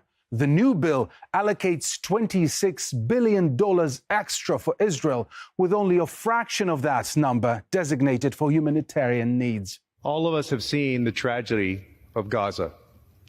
We have seen how Prime Minister Netanyahu's government has used American weapons to kill indiscriminately, to force famine. Over 25,000 women and children dead. Tens of thousands of missiles and bombs levied on innocent civilians.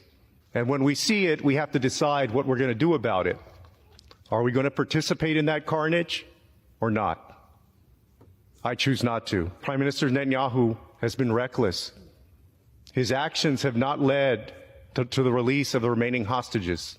He's ignored the pleas of the families of hostages. He's ignored the pleas of the President of the United States. He's ignored his own people. Netanyahu doesn't support the United States' position of a two-state solution for peace. He doesn't respect our urges not to invade Rafah. He disputes what the U.S. and aid groups have said about famine taking over in Gaza, and he launched an attack on Iran after the White House told him not to. If he's not listening to us on matters of international security, how can he be trusted with more offensive weapons? Enough is enough.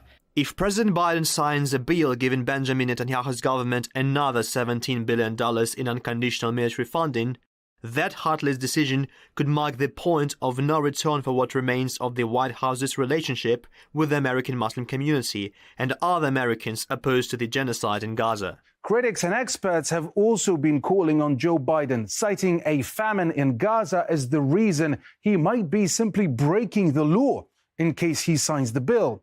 Reality, though, is closer to this being rather a matter of when, not if.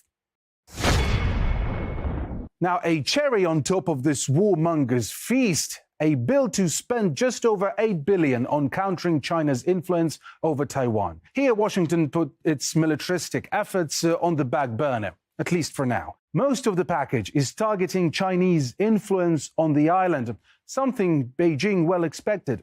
The United States is good at using aid as a bargaining chip and using carrot and stick to force developing countries to do what they say, which results in a serious lack of coherence in its aid policy and undermines the sustainable development of recipient countries. In a simultaneous blow, the House also voted to ban TikTok unless the Chinese parent company ByteDance agrees to sell its U.S. operations. The bill is on its way to be soon signed into law, sealing what is perhaps the world's biggest institutionalized financial coup. Towards the end of 2023, it seemed America's apparatus of foreign military spending had malfunctioned. Its funnels huffed and puffed all right, but the cogs seemed jammed. Evidently, its engineers weren't actually loitering. They've oiled the gears, and the pipeline of military aid flows once again with vigor as the machine rattles with a relentlessly deadly rhythm. So I think that was a real good clip. I know that I'm freezing on the screen. I'm looking at my screen and it's freezing, and I got excellent connection and a backup connection. So I know it's not me. And I got an internet boost plugged in. So I know it's not me. Okay. So you guys, if it's happening, hey, it's not me. Also, I read some of the comments when they were saying, people were saying that they weren't getting notifications from this site, from this channel, and all of this stuff. I know what they're doing. They take me out of the search engine and everything like this. It's all good. They can't stop what God has ordained. Incognito says tech nuke drill big. Yeah, but you know what's even bigger? As Lex Bourbon says, a nice Iskander on those countries will teach them. This is what I'm saying. America is boasting about the deployment of attackers, which are supposed to be the Western analog to Iskanders. Well, we know that Iskanders are faster, they have a longer range, they're more powerful, and they're unstoppable when concerning air defense systems of the West. So America is boastful about supplying attackers, and now the long-range attackers to Ukraine. Why shouldn't Russia be boastful about supplying them to Syria? And people say, well, the balance of power. The balance of power, hell, if war to break out, don't you want your allies armed where they can help you in the best way? You put a couple. Israel has deployed radars to Ukraine. That is a justification now for you to throw all of that mess out, the balance of power, throw that out of the window and give Syria scanners and allow them a free hand at using them. Don't constrain them like you constrain them with the use of the S-300. Let them do what they have to do to liberate their land. This will be less pressure on you financially, militarily, and then politically also. If America is placing weapons there, then you place weapons elsewhere that'll get her attention. If she's arming certain segments or groups that you deem illegal or terrorists, then return the favor and do it to the groups that she deems illegal or terrorist organizations. You give them a taste of what they're giving everybody else. This is only right. So also, let's see. Lex says, or Kinjal or other missiles, non-nuclear, of course, that's right. Non-nuclear, just put some conventional arms in Syria and allow the Syrian army to have a free hand. Transfer some Su-34s, some MiGs, and a few Su-35s. You got them in knockup kits. You can assemble them quickly. Let Syria have an equal playing field with its aggressors. This will force America's hand. Because if Syria has a couple dozen Su-34s, Su-35s, a couple of MiG interceptors, and upgraded MiG-29s, guess what? And some Su-30s, some upgraded. Guess what happens? America loses aerial dominance against the Syrian Arab Republic. That means that she can no longer fly wherever she wants to without retaliation. That means that the base is essentially unguarded, specifically and especially when you give them Iskanders. And every time Israel bombs or violates Syrian airspace or territory, return the favor.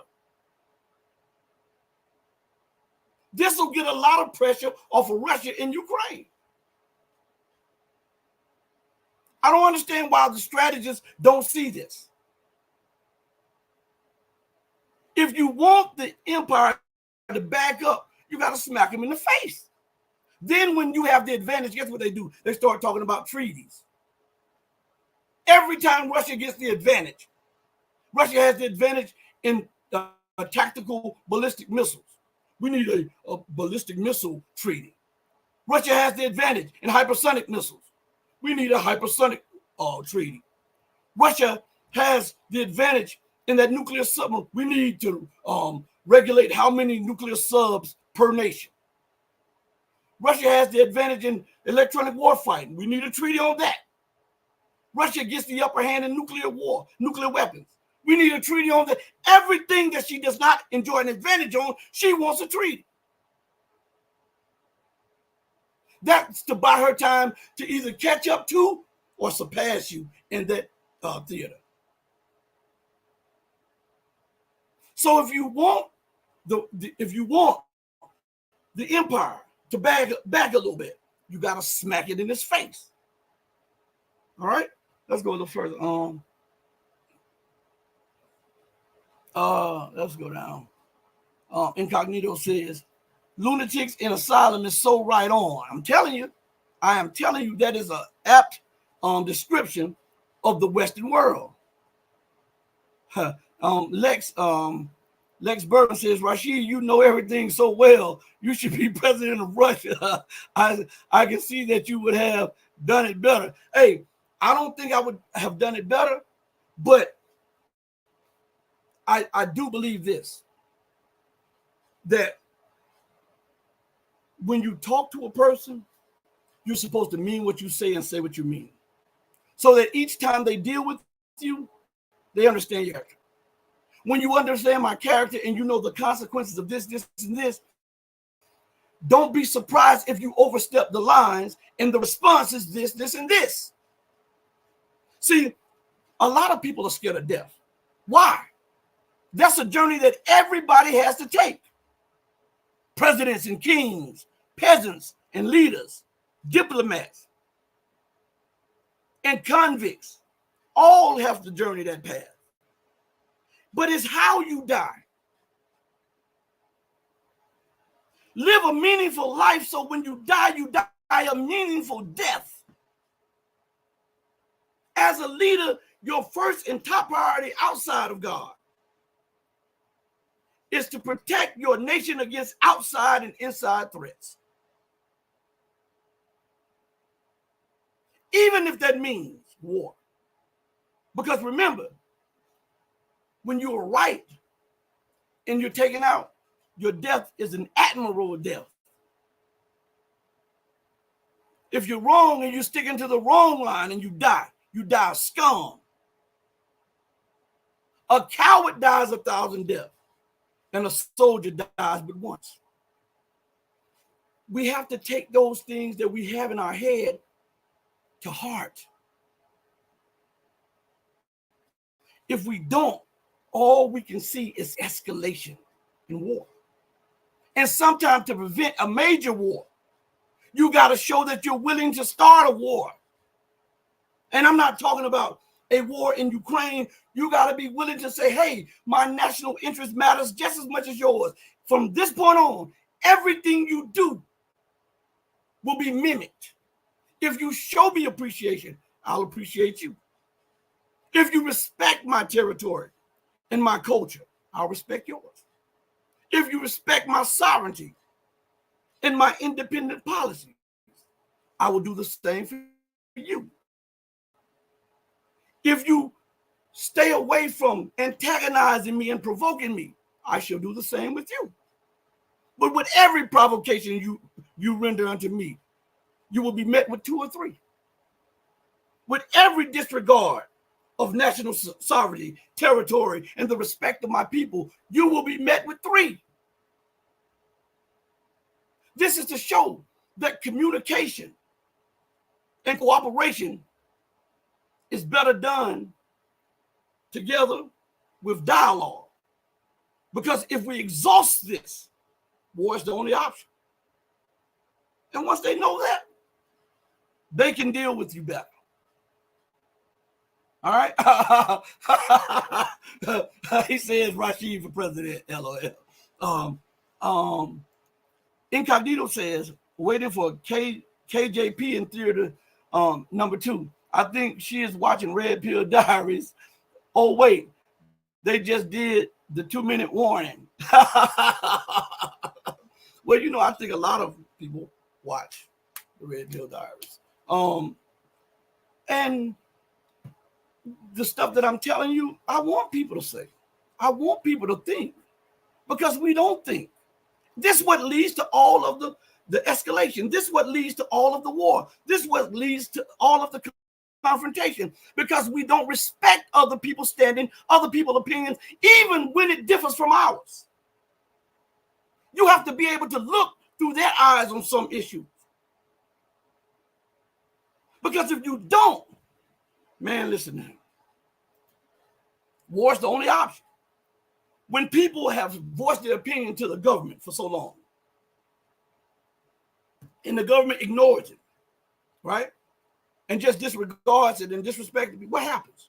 You have a movement and a rebellion and an uprising and riots, right?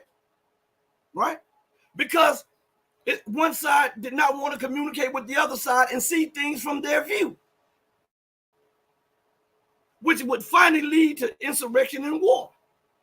But had the other side sat down and realized, even if I don't agree with it, they have legitimate concerns, we can address these here. Listen, we can agree on this. I'll give way to some of this, you give way to some of this. I'll respect your views, you respect mine, blah, blah, blah, blah, blah. This is a recipe to sidestep war and then have a win-win situation, the same thing that the Chinese are advocating. Let's not harp on things that we don't agree on. Let's find things that are common to us that we do agree on and have a win-win benefit, a win-win scenario. And the things that we don't agree on, if they don't involve you, stay out of them and let us handle those matters because those are did our heart. And we will do likewise when it comes to yours.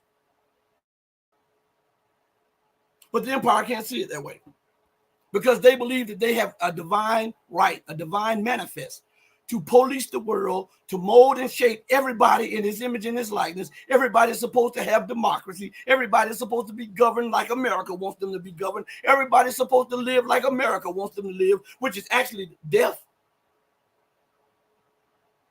On the one hand, the American government and the American leadership say that they are pro-Bible, pro-Christian, and at every turn they undermine everything that they said with the policies that they initiate. Transgenderism, where make way where a man can go into a woman's bathroom and sit right next to her while she's taking care of personal things or while she is using the restroom, because now the lines have been blurred.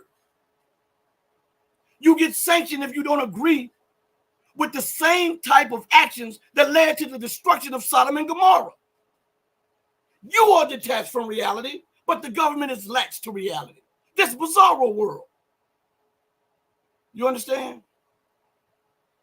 Man, and listen, in no way, form, or shape, I'm homophobic.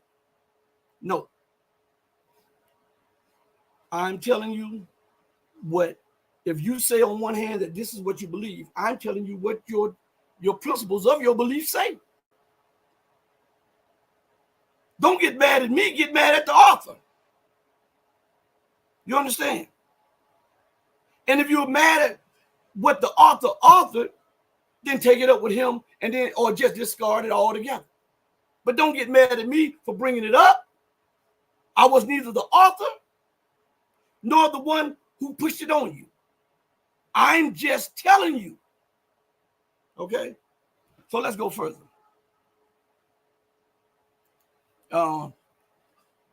Let's see. Let's go right here.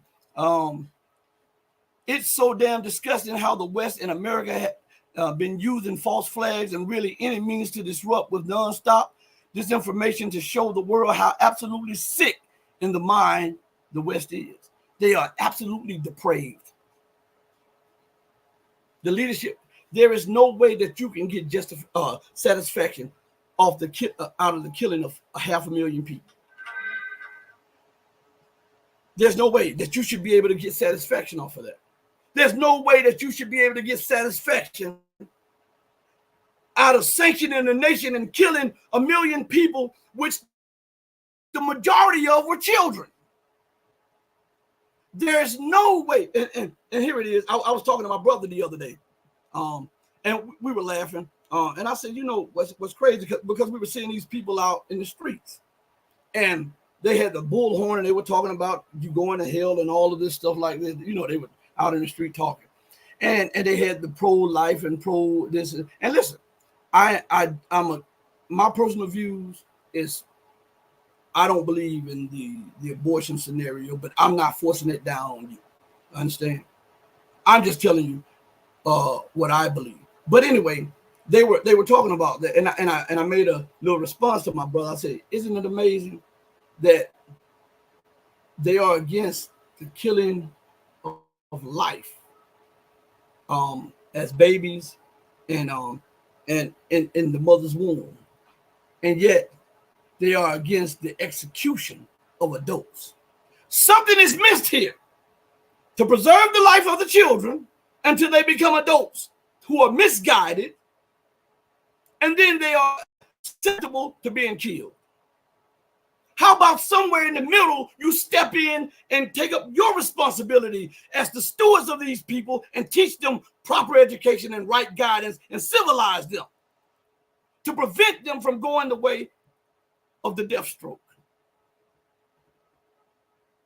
But with all things, there's no money in the cure. So the money is in the treatment. Where's the money when it comes to that? The jailhouses, free labor, slave labor. One day I'm gonna do a show, and I'm trying to find these clips about the government and what they were saying about before they instituted this labor in the jails like it is.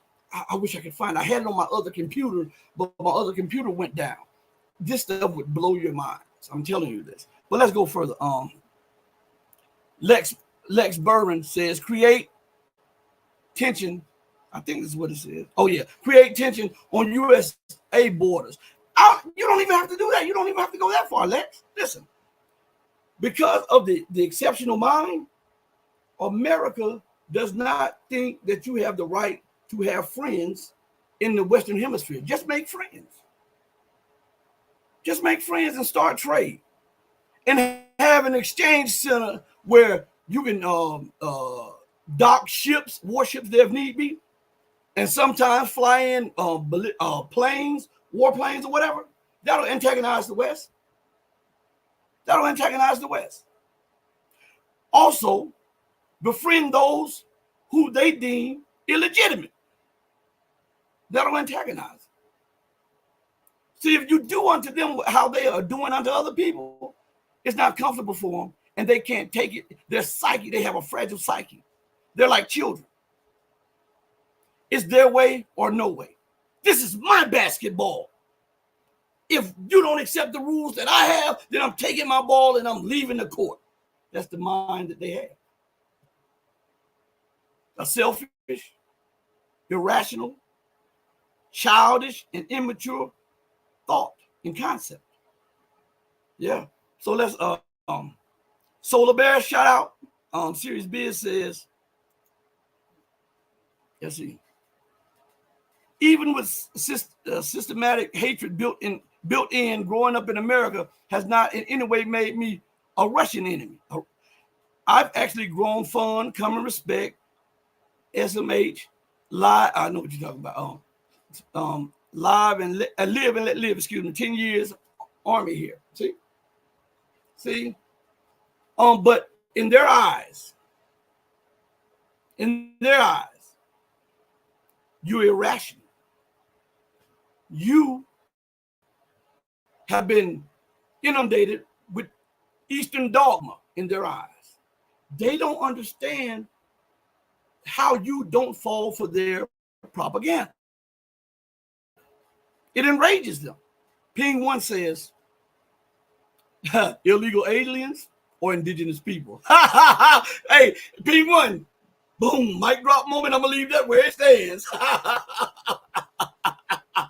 I'm gonna leave that where it stands. All right, Serious Biz says, where in the world? Great job, Rashid. They were treated like indigenous here on the mainland. Enslavement. Sure, man. Listen, there's something else on. No Chinese head tax redress given as well. Yeah. This thing is skipping. Hold on, everybody. I'm trying to catch it.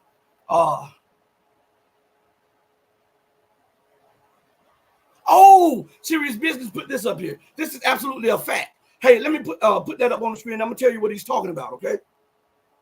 He says sick, and the whole well, that's the one. Just made me think about how in Florida and elsewhere in the South they use traps, babies, for alligators. That's true. Back in at the turn of the century and before then, trappers. See, I'm telling you, they wrote this out of your mainstream books, but they even have little children books with this in. You can actually Google this or go to Amazon. They still have some of the books for sale.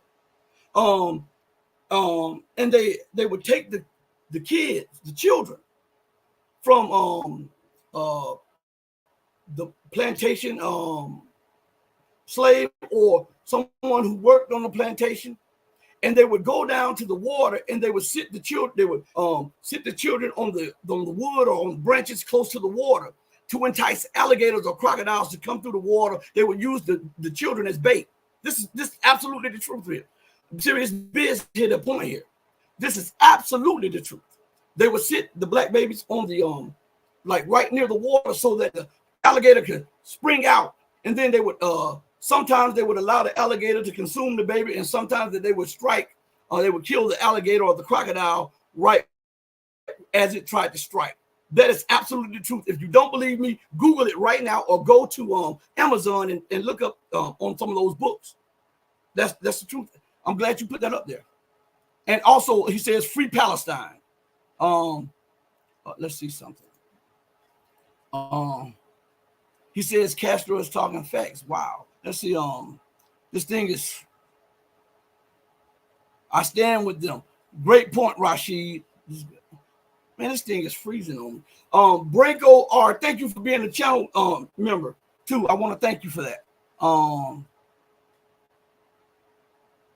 Yeah, he says this right here. But our leaders don't mean well, so they won't take your advice. No, they won't take our advice. See, this is what I'm telling you. The system is being run off a cliff, right? And all of the gears are starting to stick. Any of the gears that can change the direction, like after they apologize, doing what's incumbent upon you after you've done something wrong, those gears, those policy initiatives are being stuck. And so now the steering wheel is starting to get more erratic and starting to stiffen up so that you won't be able to turn left or right away from the cliff as you're speeding headlong into a gulf in the cliff. So that's what's going on right now.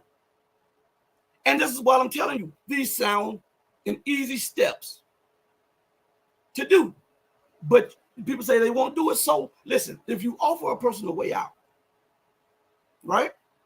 And that person refuses that way out, how can they say to God, well, I didn't have a way out? I did this because this is the only way I knew and the only way I know. only position that I could be in. But when you offer alternative ways and they reject them, the sin is on their head. So the destruction and the fall lies with them, not with God. Right? So look, Ping One says, the West is not based on respect and principles, but is mainly built on brute force and empty rhetoric. Facts, facts, facts, absolutely facts. Samuel Hale says, many of Putin's advisors have been frustrated with his lack of aggressiveness and extreme patience towards the West. I would be too. Not that I don't think, because listen, when we're making these decisions, when we're talking about this, some of the information that he is afforded, we are not. You understand? But what we're doing, we're making an educated guess from what we see and what we know. Some things that he knows that he can't act upon because he understands the ramification of other things. You know. So I give him that. But it comes a time where you have to brush some of that stuff aside and say, listen, if you hit me, if you promote violence against me, if you're waging a proxy war with me, guess what? Since Syria needs to be freed anyhow, I'm getting ready to arm the Syrian Arab Republic to the teeth. And then I'm going to remove all constraints on their movement and the use of the weapons that I have given them. Now you and Israel have to deal with it. You say Iran is not really a naval power. Okay. Since I'm Iran's ally, I'm going to get with China. Hey, China, we got a few boats that we're about to induct. We're going to transform to Iran. How about you do the same thing? We're going to give Iran another submarine. We're going to give them 3 or 4 Boyan class small destroyers, ships that shoot those 2,000-mile cruise missiles, little boats. The boats are so powerful. I think they're called Boyan. The Russian, when America was threatening to do something in Russia from the Caspian Sea at the time, used their small boats called Boyan. I think that's what it's called. They're smaller than the average warship, right? And they shot this cruise missile, which caught the U.S. off guard. They shot it from the Caspian Sea, and it hit the target and destroyed a terrorist encampment in Syria. As the U.S.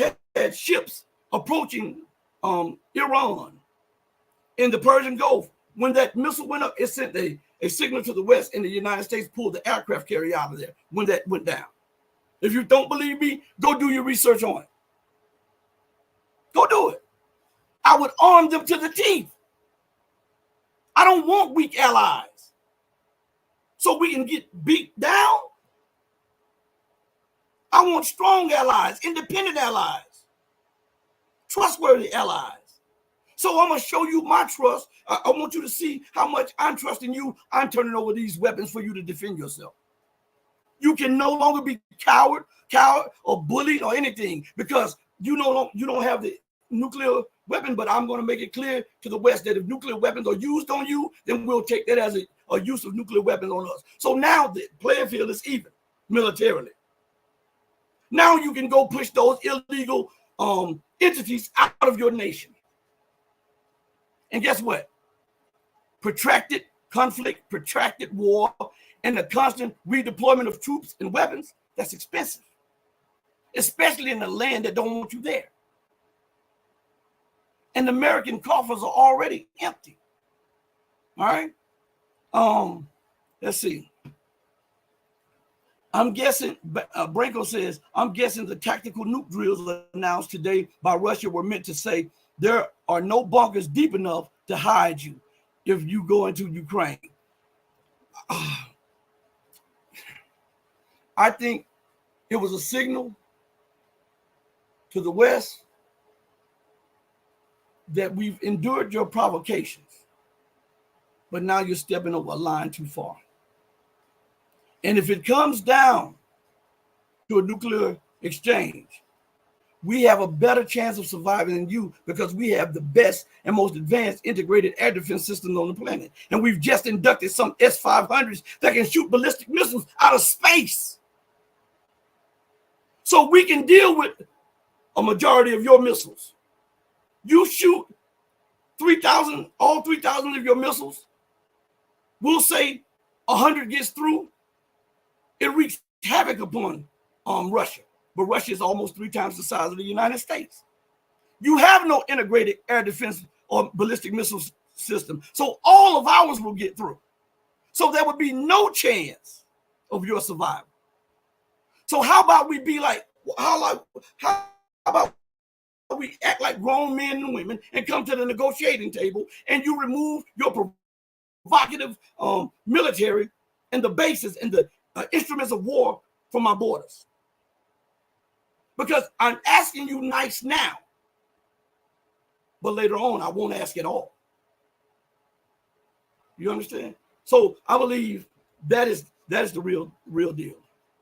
You know, and there's some more. I wanted to talk about something that I saw in the news. If I get a chance to come back after later on today, I'll probably try to do another show. If not, I'll try to pick this up tomorrow, so that we can do this show and rock with each other. Man, I love chatting with you guys. I love chopping it up with you guys. I love the feedback and how we go back and forth. Branko says, but tactical nukes don't fit into your explanation. Could you be a little clearer on that? Are you talking about my explanation, or are you talking about Russia? Could you be just a little bit more clear on that, so I'll answer it. If I wasn't clear on it, make that a little more clear, and I'll answer it before we go off the air. Okay? So I'll sit here for a minute, waiting on that. But anyway, we're seeing escalation on scales unheard of, and most people don't know this, so I will say this ad nauseam. The reason that America and the UK is unhinged is because their whole world is collapsing. You know, have you ever heard of sometimes there'll be an end of the world? Yeah, most people thought it was the end of the earth. No, they're talking about the end of a world that has been ruled by certain entities. And now the West, who's benefited from this rules-based order, sees their position, their influence, their wealth, and all that they've pillaged collapsing. And when you have been brought up in an environment where you're the exceptional person and you're the exceptional nation and you're supposed to rule and you're supposed to be ahead of everybody, there's a bit of arrogance to this. Look at the person that they call King Charles in England, how arrogant he is. And he believes things should be done a certain way because that's the way he was brought up. Not like the average person. He was brought up under the dictates that someday he shall rule. And he's seeing Russia and China and all the rest of them interfering with that supposed rule that he was assured to have one day. The same is with the American power structure. The same is with the NATO terrorist organization. Without limitations on their finances, they could rule in perpetuity. But now they're being challenged financially. They're being challenged economically. They're being challenged technologically. They're being challenged culturally. They're being challenged militarily. And all of this is happening at a time where they have empty coffers, where they no longer can exert the influence and power that they once were able to. None of it is happening at that time. So desperation is seeping into the minds of the leaders. And they're just throwing things up against the wall, seeing if they can stick, to buy just a little more time for the rules-based order to endure, to buy just a little more time for the U.S. British Imperium to continue to exist, to buy just a little more time for the Western world to preside over international affairs. Desperation is setting, and this desperation is causing irrational, unsound judgments and policies. That's what's leading us to war. Branko says, message to French Foreign Legion in Ukraine: no bunker is safe, but feel free to disagree. Was just explaining my point. Sorry to take so. Oh, it's all good. It's all good. And you didn't take long. Don't beat yourself over that. You didn't take long. Okay. So we have that. Listen, I want to thank each and every one of you for joining me today, because you didn't have to. I understand commodities, and I know that the most precious of all commodities is time. That is a finite commodity. It is an exhaustible commodity. It's non-renewable. So when you spend your time here, when you give me your ear, when you look at me on your screen, you are paying some of your time. And I hope that for your payment, we have exchanged products, and the products that I have given you are equal to or greater than the time or the commodity that you have given to me. I know that there's a wealth in all that you say, and I take heed to your positions, to your standing, and to your thoughts. I'm a respecter of that. But know, in all of this, God is working out a plan that it's going to be all right. He's never wrong. He's never wrong. And because the system has lived out its time, its life, it has to die. And anybody promoting or propagating the extension of the system, or they're doing that because they don't understand that there's something greater outside of the rule of the West. They don't understand that this is the end of the world that they have been taught about. The end of Western hegemony, the end of Western domination, where nations will be more freer to act in the best interest of not just their people, but in the best interest of those who preside on planet Earth. Knowing that, I say to you all with an undying love for truth,